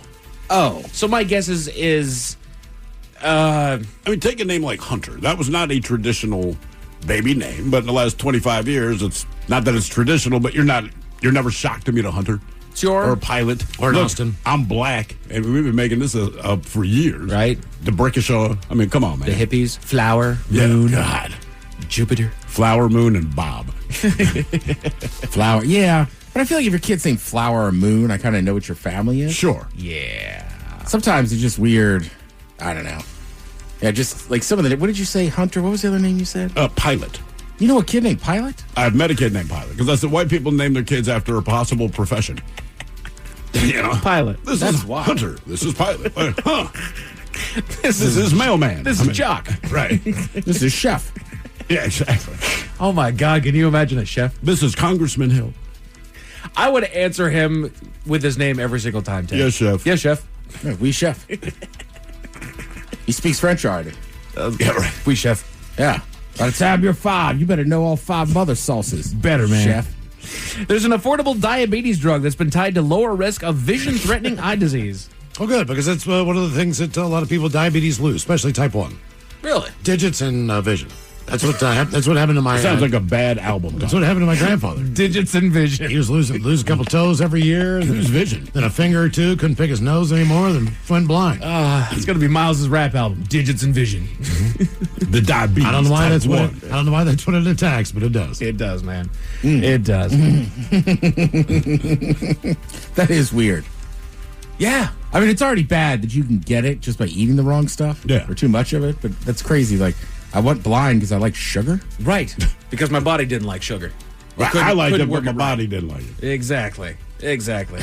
Why are you blind? Donuts. I hate to break the news to all y'all, but we're all getting old in this room. Yeah. We're all officially getting old. So somebody on social media asked, when did it first hit you that you're not that young anymore? The Men's Room Top 10. The Men's Room Top 10. So this here is a Reddit thread of the times that it hits you that you're not that young anymore. Let's see how many times we can relate here in this room. Bottom of the list. When I'm looking myself in the mirror and thinking, damn, Costco clothes be looking decent. Well, like everything else they got, man, they buy good crap. They do. So how can it be? They're old. Well, how can it be bad? I have liked Costco clothes my entire life. I just haven't ever gotten them. And now I'm at an age where it's like, shoot, if I need new clothes, like, I know where I'm going. If I need new pants, new shirts, coats, shoes. It's good quality, and they give you a good price. And you're not buying it in bulk. You're just buying one shirt. Well, the trick is, if somebody's under 30, just don't tell them. That is true. Yeah. That is very true. Yeah, exactly. You guys used to buy clothes at Target all the time. No one knew. Still do. Yeah. So I still do. I mean, but people most people band ju- T-shirts.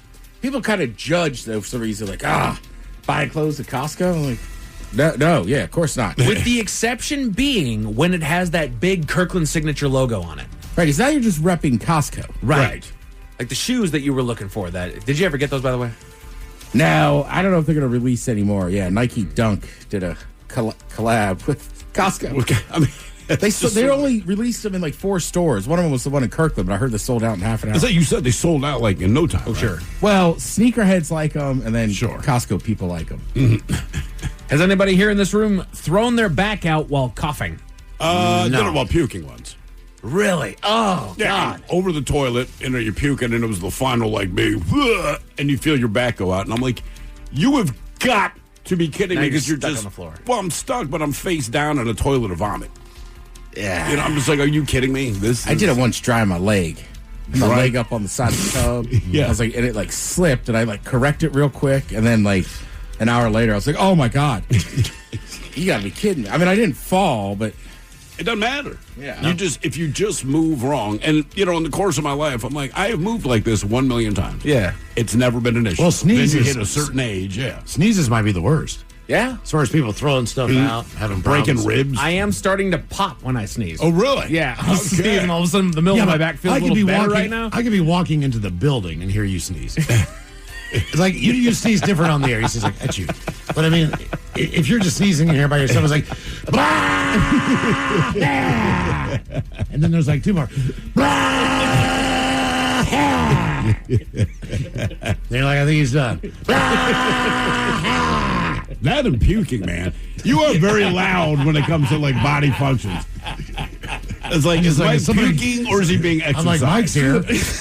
God, yeah. I thought there'd be a priest with holy water. It's like I feel like the devil's going to be burnt out of his That's mouth. what I'm saying. Jesus, man.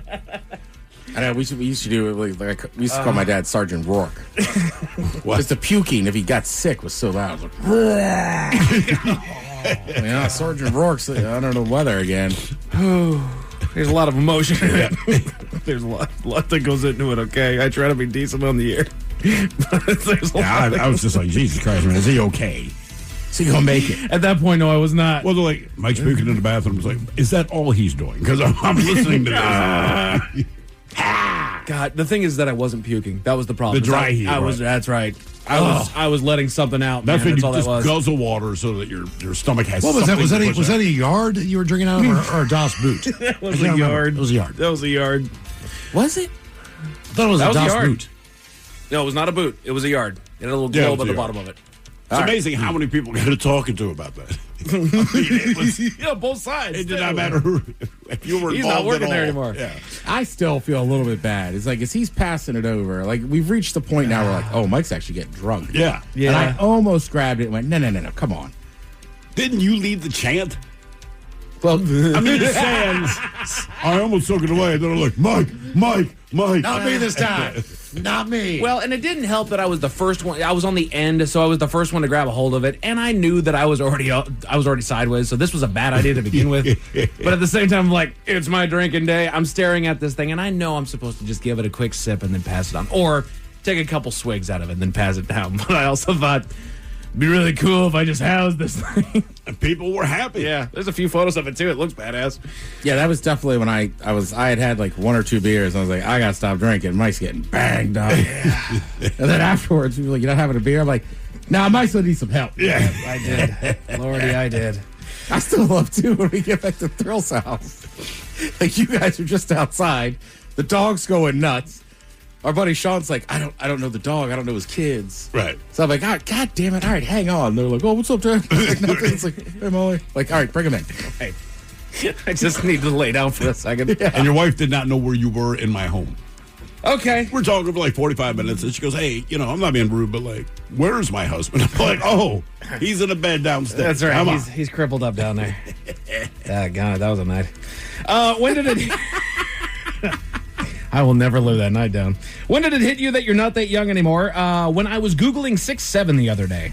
Oh, wow. Don't even try. Don't bother. Don't even try. It's kind of on the outs. Thank you. Yeah, I mean, it was just a moment in time. You kind of knew it'd be a moment in time. Yeah. Although we did over in Phoenix a couple weeks ago, kids volleyball tourney. We have 3 or 4 kids are in the back of the car, and I don't remember what the thing was. My wife's conveying information to me, and just the number 6'7" came up. But it was part of 12 number chain, and all like 6, 7, yeah. Just the look we gave them, say it again. Right. And then it didn't happen again. I don't know why it's so annoying. You ever walk home in the desert? You're about to. Scorpions, kids. You have fun saying 6, 7. Rattlesnakes, tarantulas. Good luck. When hangovers last more than a day. Yeah. See, I'm still at that point where I can go out and I can have a good old time. If I've got a 1-day buffer in between, I'll be fine. Sure. But haven't crossed that bridge yet. It's not that my hangovers don't last 2 days. I police myself more about how much I'm going to consume, knowing that I don't want a 2-day hangover. Right. Because they started happening. I think the worst is the day back from Vegas. Oh. Always.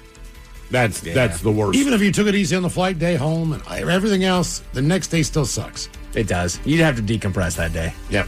Mm-hmm. I got to do a lot of things that day.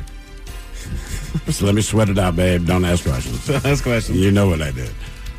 The last 2 times I've been to Vegas, I went for 24 hours. Went to see a show at the Sphere. Got the hell out of there. Yeah, it wasn't that bad. One night, in and out. Yeah, Ricker that used to work here is taking his baby girl down to Vegas. Can't remember if it was 3 or 4 days. 5. It was 5. And we're like, Ricker, do not go for 5 days. Nah, bro, it's going to be all right. I'm like, look, man, I know how you roll. Seriously. Don't go to Vegas for 5 days. You went to Vegas for 5 days. He gets back. Hey, man, how was it? You were right, man. By day 3, it's like, I got to go. I need to leave. Yeah, that hurts. Right. Let's see here. When I started having trouble reading small print, thank God I'm not there yet. And the thing is I am nearsighted, so I'm thinking that should start getting better. I think I'm leading the charge on that because I also have a very light prescription, so I'm feeling that as time goes on, these guys will go away, but I can still see everything. My wife in the last few months has finally gotten to that point, and since I've known this woman, she basically has X-ray vision. For Christ's sake, I'm pretty sure she can shoot laser beams out of her freaking eyes. Yeah. And I mean, it hit her like a ton of bricks because she was reading a book and she hands it to me and says, "Is this print really small?" Now, keep in mind, I have readers. So I'm like, "No, man, it's a normal size print for a paperback book." She's just like, "Oh, my God." So just her basically accepting the fact. Because I told her, I said, "You're getting old. This is what this is. It's okay." But that said, the frames that she picked for her readers are very hot. So I'm glad every time she's reading. Oh, now, God. If you are farsighted, okay, and you need readers, all right, you can go to CVS, you can go to Rite Aid, Barnes & Noble. You know your number. They're hanging on a rack. Mm-hmm. Now, I'm nearsighted as well. Okay. Why don't they have a nearsighted rack? So I can just go, if I know my prescription, and pick it off the rack. That's true. If you have your prescription, right? If it's within reason. You know the number. They've given it to you. Why is it just for the people who need readers? Mm-hmm. Right. Why can't I get glasses? And how about, real quick, for the people that have readers, why do you continuously forget that you need readers? It is amazing. It has actually gotten to the point with my old man where if I'm showing him something on my phone, as I'm looking it up, I tell him, get your glasses out. Because if I don't, I will look it up, I'll give it to him, and he'll go, hang on. Yep. Let me get him. Dude, you can't read a damn phone. Criminy. I know. I have some friends and it's bad, right? Because if they're sharing pictures and they'll take them off, I'm like, here, look at this one. They're putting it back on and I think my phone's got a magnifier on it too. Oh, really? My new one, yeah. I would also say if you are texting in giant text at a stadium, do not text a girl, do you want to hump? All right, see this? Yes. Was the word hump? This was at the NFC championship. championship game. Hump. You know who you are, sir. Yes. Hump. Do you want to hump? Do you want to hump? The answer's already no. I mean, you sexy machine, His buddy, his buddy was so drunk, he just was standing. Do the Humpty Hump. Yeah, the entire, even I at some point went, all right, man, we don't stand the whole game. Come on, you're killing my guy next to me. And he was like, oh, sorry, I didn't even think about it. Put on the Humpty dance. Give that a shot. You got old Mr. Captain Hump next to you. When did it hit you that you're not that young anymore? This one says, when a woman referred to me as a lady to her daughter at a store. You guys... I've known my entire life people have not wanted to be called ma'am or sir. Sure. Lady's another one. Have you guys ever had an issue with sir? No. I don't care. Right, I didn't. It doesn't matter to me. There's been people older than me, people younger than me. And typically, you are a customer. And whatever your interaction is, it's done. So I've had guys, 30 years older than me. Oh, thank you, sir. No big deal. I think I was in my 30s. I had a problem with it. Like Yeah. somebody come up to me and go, "Sir, can I bum a cigarette?" I'm like, "I'll give you a cigarette." Because they're younger than but you. I'm not a sir. No, they recognize that you are, from their perspective, old. Right, and I'm not. I'm not old. I'm going to kick your ass, kid. This one says, when I legitimately got excited about buying a new coffee table. Reality hits hard, but the table is very good. Oh, I got a great coffee Oh, I'm table. right there I with love it, man. Yeah, I'm geeked out on Like that. everything I do now, and I tell my wife, like, we buy coffee table, sofa. I'm like, we're not buying this again. Yeah. Right? This is the last time we're buying anything, and then we get it, and then it's. I think the best example is about 2 or 3 years ago, we had to get a new fence when the tree took out the old one. All right? So the guy constructs the fence, and we realize we're both standing in our yard with our arms folded, just staring at it like, yeah, we got to go. Yeah, it's a good looking fence for an hour. Just looking. You're going to buy another house and do it all over again. Or, I mean, the one that I noticed, too, is like sometimes you show up at somebody's house, like, God damn, man, that lawn looks great. I know. You just cut it. When I got my lawnmower, I got stoked for it. This is my lawnmower. This is mine. I'm going to take care of this thing. I have thrown that doggone thing across the back of my yard a couple times already. And then you say things like, I like that planting you got on the side. Are those annuals or perennials? These are really soft sheets. Oh, yeah. The new one I found myself, I don't know if it's being old or just I feel weird as I think it's for ladies, but where'd you get this recipe? I'm like, Pinterest. I know. Just saying Pinterest out loud. They have great stuff. I know. It just feels You know weird. what it is? It's the Costco clothes of the internet. Yeah. Like, did you get this off Pinterest? Maybe. Why does a lot? Well, my wife found it. That's always how I do. Oh, my wife found it on Pinterest and gave it to me. I just watched 2 Antique Roadshows in a row.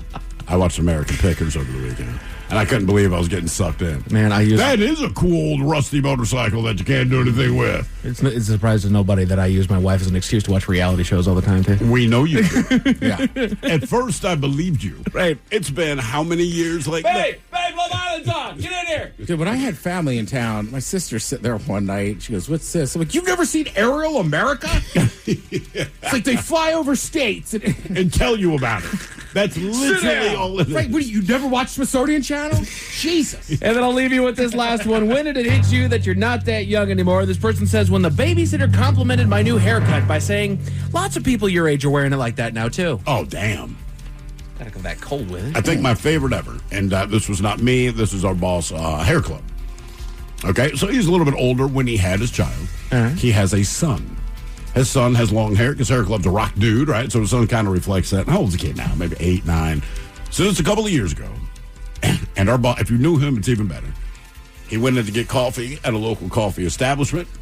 The barista, just trying to be nice, says, "Sir, you have a beautiful granddaughter." So he had to explain, first of all, I'm not the grandparent, and that's my son. And he told Miles and I that, and he has this little bit of disdain. I think we laughed at him for like 30 straight minutes. Like, oh, Grandpa, there's the granddaughter. It's his last trip to Fuel Coffee. I know. He was so irritated. Beautiful granddaughter. A woman in Michigan dropped a donation off at her local Goodwill, and now police want to talk to her, Miles. What did she drop off? Tell you all about it at 5:50. Thank you, sir. Headlines are coming up at 5:50. In the meantime, have we made it to drinking time? Somebody out there deserves to be recognized. And the men's room knows just who it is. So to you, we say, bottoms up, sailor. You're the toast of our shot of the day. Big time it is, and as usual, we head to the drink test and Steve a Thrill Hill to find out who we're toasting. Yes, indeed. And today, actually, I switched up my shot of the day. I had one originally scheduled for today. And multiple people sent me the same story saying this guy needs to be toasted. That said, I've had this story pretty much all week, and it was for interior decorating. All right, so I'm just going to use this for shot of the day because everyone keeps sending it to me. So surgeons, they were left stunned when a patient arrived at a hospital with something strange lodged in his rear end. The 24-year-old man showed up at the emergency room on Saturday night complaining of discomfort due to a, quote, inserted object at his backside. However, it was only during surgery that doctors discovered the odd thing in his rectum. Upon this discovery, the hospital staff alerted the police and the fire department, who put the hospital under lockdown while they inspected what he had put in his backside. According to local reports, the police intend to initiate criminal proceedings. Now, the public prosecutor's office, they say they're expected to take over the case. Again, this is for something lodged in the guy's backside. They're going to take over the investigation once the man has been interrogated by police. So the question I was going to ask you is, what did this man have lodged in his tasty anus? Let's just cut to the quick. a bomb from World War I. He took a bomb from World War I and stuck it up the backside. Now, understand, Mike sent me the story, Friday or Monday, whatever it was. And when I first read it, I was like, dude, I've read the story before. This isn't. And as I finished the article, this is the fourth time in France specifically that this has happened. So the incident led to the evacuation of the hospital in Toulouse, France, and the summoning of bomb disposal experts because he put a World War I bomb in his backside. I thought you were going to bring up Ted's gorilla who was having sex in front of the kids. Oh, Jesus. Just a real quick aside, all right? And I explained this to Ted. I just said, look, man, I get up yesterday morning. First person to see is my wife. She's in the kitchen. She says, hey, babe, how'd you sleep? I said, I slept well. How are you doing? I'm great. What time did you get up? Then my son comes rolling out of his bedroom. Hey, Dad. Hey, bud. How you doing, man? Doing good. Get to work. Hey, Thrill. Hey, man. What's going on? I see you, Miles. Hola. What's going on? But then Ted rolls in. Hey, man, you seen that video of the gorilla effing in front of the kids? First thing I was about. It's just like, God damn. It just seemed shot of the day worthy. It was. It was just. He's getting it. Oh, yeah, he was. Slowly. Yeah. Yeah, trust me. She was into it. Yeah, she was into it, too. So we poured this booze, and we drink this booze because we think it's yummy. Yummy. So over the tongue and down the throat to party in our tummies. Down the hola, bijola. All right, let's get a contestant on the line for Profile This, 206-803-ROCK. Profile This is next. This episode is brought to you by Progressive Insurance. Whether you love true crime or comedy, celebrity interviews or news, you call the shots on what's in your podcast queue. And guess what? Now you can call them on your auto insurance too with the Name Your Price tool from Progressive. It works just the way it sounds. You tell Progressive how much you want to pay for car insurance, and they'll show you coverage options that fit your budget. Get your quote today at Progressive.com to join the over 28 million drivers who trust Progressive. Progressive Casualty Insurance Company and Affiliates. Price and coverage match limited by state law. Homes.com has collaboration tools to help home shoppers search, share, and discuss home shopping with family, friends, and their agent directly through the site. Though it was fun to get that email from your husband about that 3-bedroom in the hills, to which you replied via text that you would never live in the hills and you'd like to find a 3-bedroom closer to the beach. To which he replied, why are you so uncompromising? A fun way to spend an afternoon, but we think it's just a tad bit easier our way. Homes.com. Ding dong. We've done your homework. Donor-advised funds from DAF Giving 360. Your clients can donate cash, publicly traded securities, or appreciated assets like real estate. It's a simple, tax-smart way to give. Learn more at dafgiving360.org/advisors. Hey, it's Captain Ron, and as a Washington native, it's so important for me to work with companies who love it here just as much as I do. I want someone who calls it I-5 and not the 5, or laughs at me when I say I kind of miss the Tacoma aroma. That's why I use Pinky's Plumbing for every plumbing need I have. They're rooted in Seattle. They get Seattle. So remember, not all heroes wear capes, but in Seattle, our hometown heroes wear a big old pig on the side of their van. Pinky'sPlumbing.com. When your plumbing backs up and things get stinky, call Pinky's. Hiring isn't just about finding someone willing to take the job. It's about getting the right person with the right background who can move your business forward. And to find candidates who match what you're looking for, trust Indeed-sponsored jobs. Stop struggling to get your job post even seen on other sites. Give your job the best chance to be seen with Indeed-sponsored jobs. They help you stand out and hire quality candidates who can drive the results you need. Sponsored jobs boost your post for quality candidates, so you can reach the exact people you want faster. Join the 1.6 million companies that sponsor their jobs with Indeed. Spend more time interviewing candidates who check all your boxes. Less stress, less time, more results now with Indeed-sponsored jobs. And listeners of this show will get a $75 sponsored job credit to help get your job the premium status it deserves at Indeed.com/listen. Just go to Indeed.com/listen right now and support our show by saying you heard about Indeed on this podcast. Indeed.com/listen. Terms and conditions apply. Hiring? Do it the right way with Indeed. This episode is brought to you by Progressive. Most of you aren't just listening right now. You're driving, cleaning, and even exercising. But what if you could be saving money by switching to Progressive? Drivers who save by switching save nearly $750 on average. And auto customers qualify for an average of 7 discounts. Multitask right now. Quote today at Progressive.com. Progressive Casualty Insurance Company and Affiliates. National average 12-month savings of $744 by new customers surveyed who saved with Progressive between June 2022 and May 2023. Potential savings will vary. Discounts not available in all states and situations. With a detailed agent directory you won't find anywhere else, Homes.com is the only place to find the in-depth info home shoppers want. Very in-depth info. Looking for a listing agent's contact info? We've got it. The agent with the most sales in your price range? Easy. Specialized agents with all the up-to-date info on your dream neighborhood? We'll know them. A Pisces who enjoys long walks on the beach?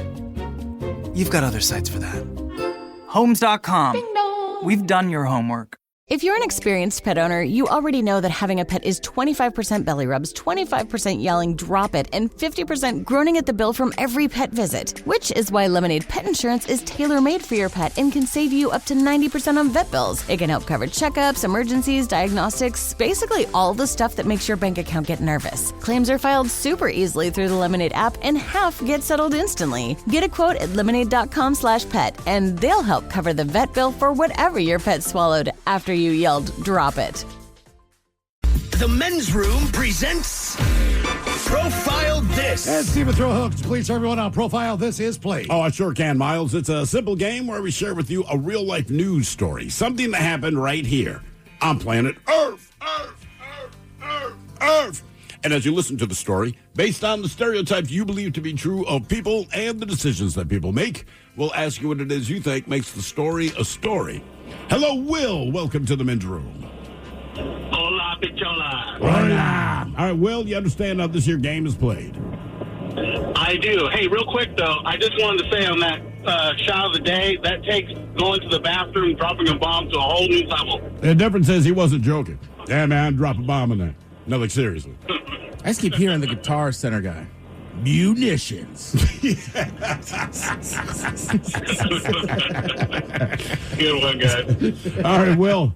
Today, you have your choice of one of three categories. Today, we offer you Animalize This, where you guess the animal responsible for causing the problem. License to Spill, where you guess the substance responsible for creating the mess. And finally, today, a brand new category we have that we're calling In the Buff. The person is naked. Either tell us why or where. Oh. Well, new is always better, so let's go in the buff.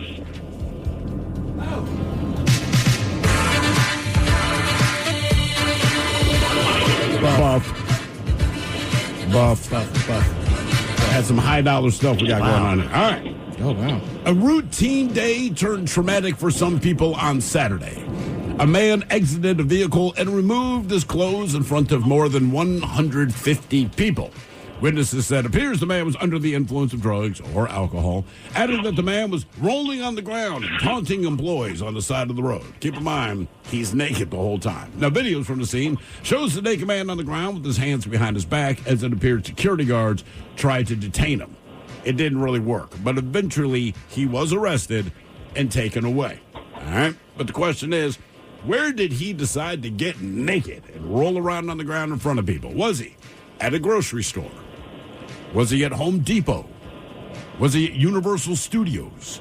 Or was he at Walmart? So grocery store, Home Depot, Universal Studios, or Walmart. Where did this man decide to exit a vehicle, get naked, and roll on the ground? Was the last one Target? The last one was Walmart. Walmart? Never do that at a Target, Ted. No.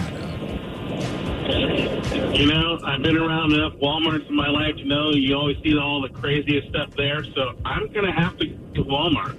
Okay. Did you say what state? Hey, I am not sure, to be honest. What was the second option again? Home Depot. Home Depot. I'm going to go Home Depot. The thing is, Walmart makes the most sense. But honestly, I think I think this was just a grocery store. Grocery store. Okay. Grocery store. Where Hey, man, did I can see your Piggly Wiggly. Where did this guy get naked in front of a bunch of people? Was it a grocery store, Home Depot, Universal Studios, or a Walmart? We'll find out next. That was a tease. You are listening to The Men's Room. This episode is brought to you by Progressive Insurance. What if comparing car insurance rates was as easy as putting on your favorite podcast? With Progressive, it is. Just visit the Progressive website to quote with all the coverages you want.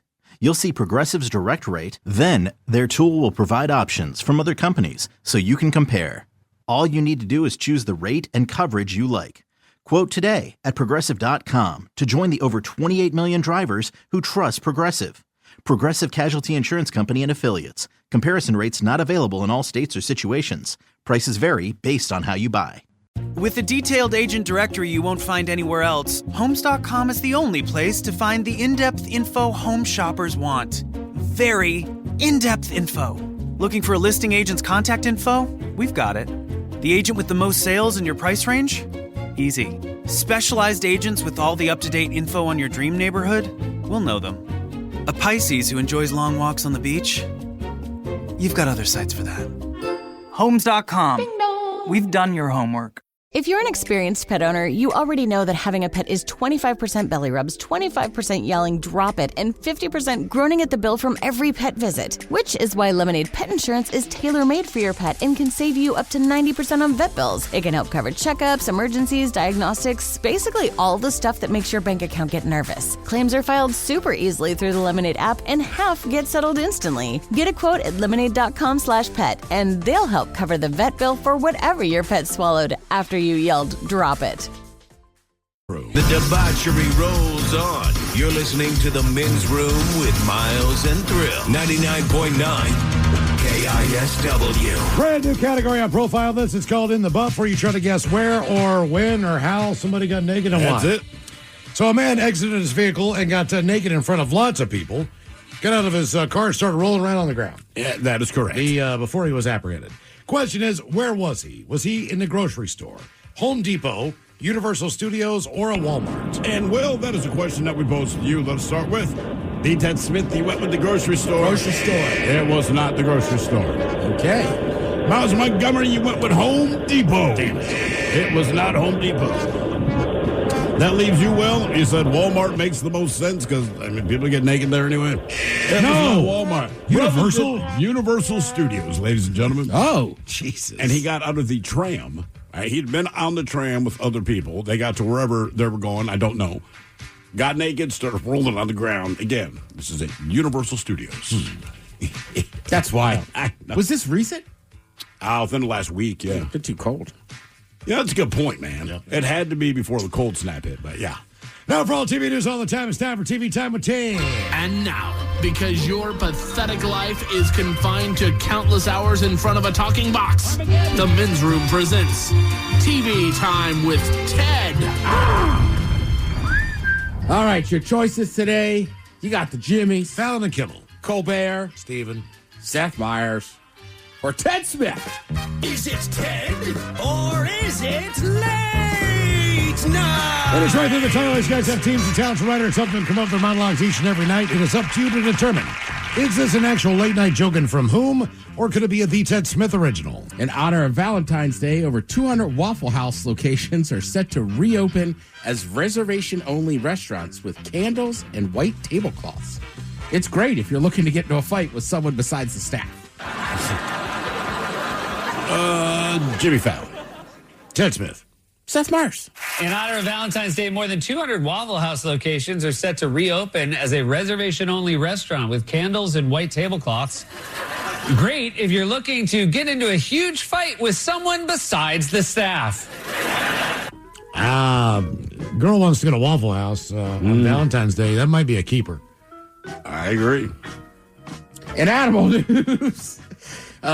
news, a cat in Alabama who has quote-unquote worked at Lowe's home improvement store has been fired after people complained. Sad story for fans of the cats, but don't worry, because the cat has been hired across the street at Home Depot. D. Ted Smith. Yeah. That's me. He got fired because people complained. Yeah. What was the cat doing? I mean, they said he was like a pest control or whatever. Sure. Some people, I guess, just don't like cats or they're allergic. Fair enough. Get that cat out of here. A cannabis dispensary in New Jersey caught on fire. Luckily, firefighters were able to quickly put it out before their mom came in. Fallon? Seth. Fallon. I heard about a cannabis dispensary in New Jersey that caught on fire. Luckily, firefighters were able to quickly put it out before their mom came in. The Staten Island Zoo held its groundhog celebration, and as usual, the groundhog didn't see nothing. Seth. Yeah, Seth. Yeah, it's Seth. The Staten Island Zoo held its annual Groundhog Day celebration, and as usual, the groundhog didn't see nothing. Did you guys control your excitement for the Pro Bowl stuff last night? So much so that I didn't watch any of it. Didn't even remember. Yeah, I'll be honest with you. I watched the opening night stuff. I want to see what the Seahawks were going to say. I knew they were going to say nothing, but it was cool. But yeah, I clicked it on for like 2 minutes. I was like, I can't deal with Right. this. It's just too much. Yeah. I guess it's something for the people in San Francisco to do. Yeah, I mean, if you're there, right, you get just one another event you can go to. Hopefully, meet the players. I mean, the difference is they're just televising it now, right? So they always have activities for people to do through the week, but the NFL's like, we can monetize this. Put it on TV. Well, I mean, they always had the Pro Bowl. Yeah, they had So that. they got rid of that, right? And they had this. Now, you know what I wish they'd bring back, honestly, was way back in the day, they used to have like these Pro Bowl competitions, right? So you'd have like the 40-yard dash or this or that. Okay. And there was an offensive lineman, I remember, for the New Orleans Saints named Willie Roaf. I remember his name. Big guy. Oh, my God. Watch him. I mean, him on Seriously. that 225. It was like a joke. I mean, guys were getting 25, 30. I don't know how many he did, but basically he was just like, all right, I'll just stop. Damn. But yeah, I remember seeing that. I was like, that's pretty cool. But if they're still going to burn it and do that, I'd almost rather see them play hoops. Yeah, it's something Or completely just, outside of it. anything. Just kind of like do a battle of the, 7 different competitions, 7 different things. Well, and I agree with Work your way Thrill. through it. I think if you're there, like I know some people, right, like friends, like, people that like the show that I'm friends with on Facebook, like they're down there. So if I was there, Sure, yeah, it'd be great. I'd go see it. Oh, yeah. You get to see all the best. You're up close to The some of the players. best players in the league. Right, they're nicer. They're going to joke around with you, sign And Senator autographs. Sanders. Yeah. Well, the difference is when they did that in Hawaii, they actually played live. It was even more access. Right, but you I'm could just, almost get down on the field. I'm just saying, like, for TV, like, the Pro Bowl was never great. No. But, like, watching those guys just play 7-on-7, it's like, Yeah, it's just, there's nothing to it. correct. I think the best thing about a Pro Bowl is not seeing any of the players from your team in it. Yeah, 'cause it means they're in the Super Bowl. Or they really suck. Besides the Super Bowl, the other thing going on this week is the Winter Olympics are going to start. Yeah. Oh, Mike. You know what we got to do? We got to get the Olympic music in there. So when I talk, you can hear, the drums? Dum, dum, dun, dun, dun, dun, dun, dun. So it's the Winter Olympics in Milan, Italy. What are you guys looking forward to? Probably hockey the most. Yeah, we'll say hockey, for sure. Yeah, the hell with Canada. I just think it's one of the more exciting sports to watch. No, I'm with you. I got to figure out the time change and if I'm going to watch it. Probably about 9 hours, I'm guessing. Like, okay. Right, because London's 8 hours from here. I know that. Yeah, so probably. Also, like yeah. the long jump. Like with downhill. You see someone burning down the mountain. You don't realize. Miles, long jump is summer. Or the ski jump. What is that called? Oh, yeah. probably Thank you, Mike. Yeah. All right. I got a list of the top 10 most popular Winter Olympic events. Now, this one comes in at number 10. I like this one because they're always crashing. Short track speed skating. Yep, for sure. It's okay. I don't get that excited about it. Where do you practice that? Oh, On ice. Yeah. I know. I'm saying, like, where are those arenas? Apollo Ono, obviously, he had some access. He's from to them, here. So that's what I'm saying. Where is it here? Yeah.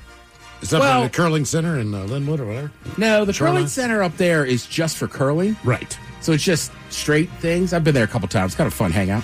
But I would think if you have a sheet of ice, you just draw the circle and do it because it's not banked. Oh, it's not. Yeah, Oh, that makes right, good right, sense because it's ice. Yeah. Ice can't melt, Bill. Speaking of curling, did you hear about today?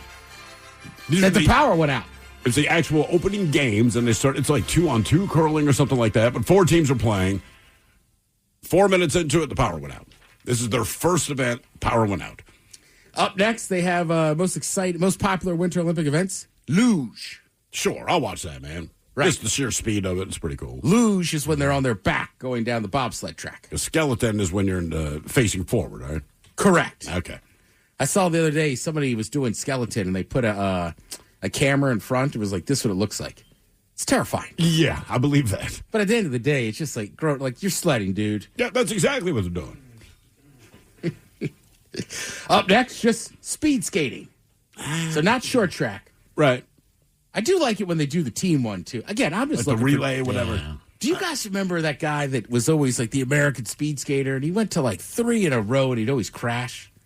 Vaguely. I remember Dan that. Jansen? I don't Is know, that his but I name? do. Yeah, maybe. And then finally in the third one, I should be smiling when I say this, but like his sister Was it Eric something? His sister had passed away, Eric then he Heiden? finally won. Yeah.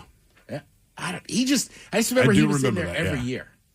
I'd almost rather watch the biathlon than that. Yep. Next on the list, they have freestyle skiing.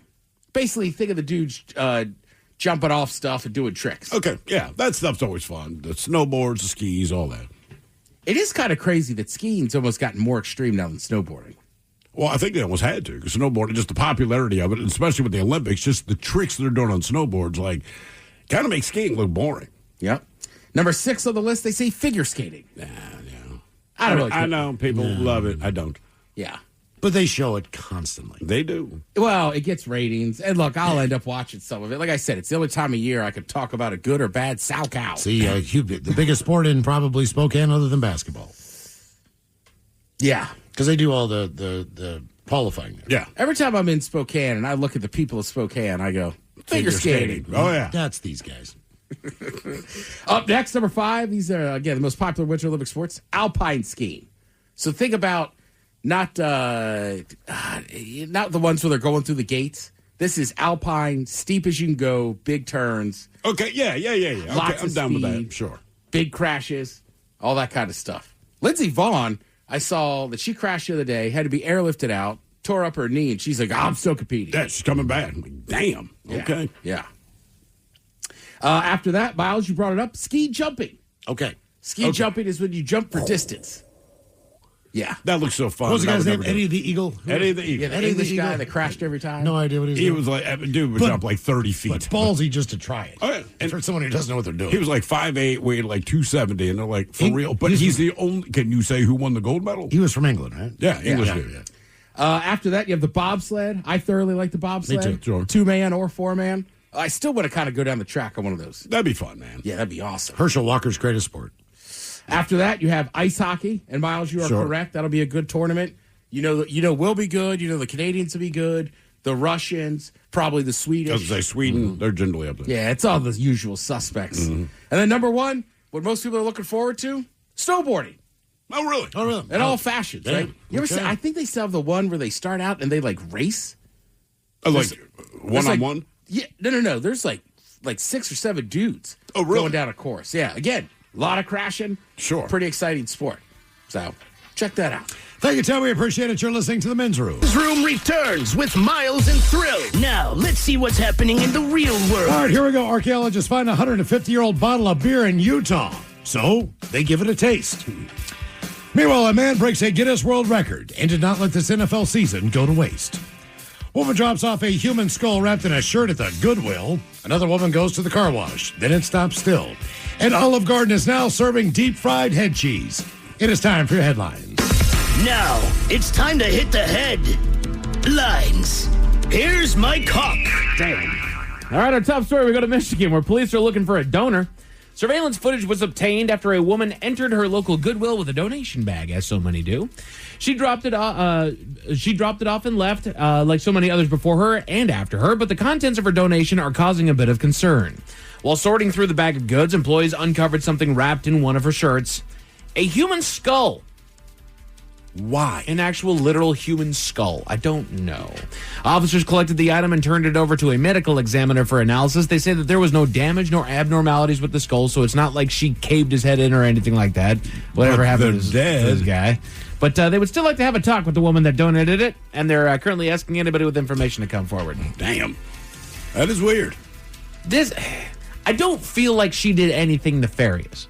I think she came upon a human skull and then went, I don't know how the hell to get rid of this thing. Where do you think she came upon it? There's the other question. Right. I think that's what the police want to know. Yeah. Like, I would also like to know how you could walk in with a donation. I sit in a line in Ballard for 45 minutes. No kidding, dude. Seriously, dropping stuff off of Goodwill is the hardest part of it. Right? Yeah. And they check through your bags like crazy, too. What all's in here? It took less time to collect it all in my home. Yeah.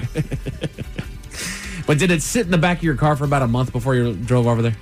No, I typically take it in the morning. Yeah, you're good. But I'm always like, yeah, I'll go to Tuesday. I'm like, where are these people coming from? It's Tuesday at like 3 o'clock in the afternoon. Yeah. What are you people doing? Getting rid of our crap.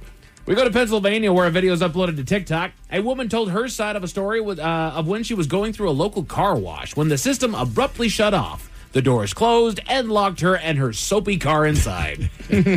She attempts to use the emergency button inside of the wash, but just like the wash system itself, the emergency button failed as well, leaving her pounding on the door calling for help, but to no avail. Finally, she called the police and was able to get out thanks to officers and the owner of the business, who showed up about 45 minutes later. Jesus, man. Nothing was damaged, no injuries were reported, and no hard feelings are being harbored as a result of the incident. However, they apologized to the woman and awarded her a stack of gift cards in an attempt to make things right. I would also inform them it's not an emergency button. It's just a button that says emergency. Correct. If it doesn't work, it's not an emergency button. And I wonder how much they're trying to keep her from getting too loud about this, because then all of a sudden we send somebody down there to check about all the violations, like the emergency button that doesn't work. You know, they have those, the car washes like at the gas station. Yeah. There's no one attending it.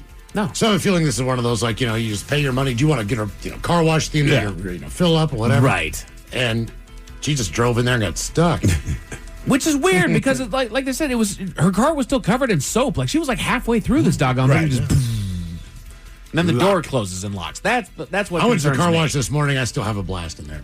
I'm like, this is great. Look at these brushes. Look at it's like a 3-year-old. This is cool. Oh, it's drying it off now. Yeah. Oh, here comes the hot wax. Almost done. Smells like berries. I can take it out of neutral now. Sweet. Do you get the Berry Bright package, Miles? I got the second one down. Yeah. Whatever Brown Bear's got. Yeah. The Berry Bright package. Oh, it's got a sign on the side when you're going through and tells you what package you bought. Yeah. Look at it's blinking. Oh, thank God you reminded me. Like I needed to know that halfway through. I still get kind of nervous.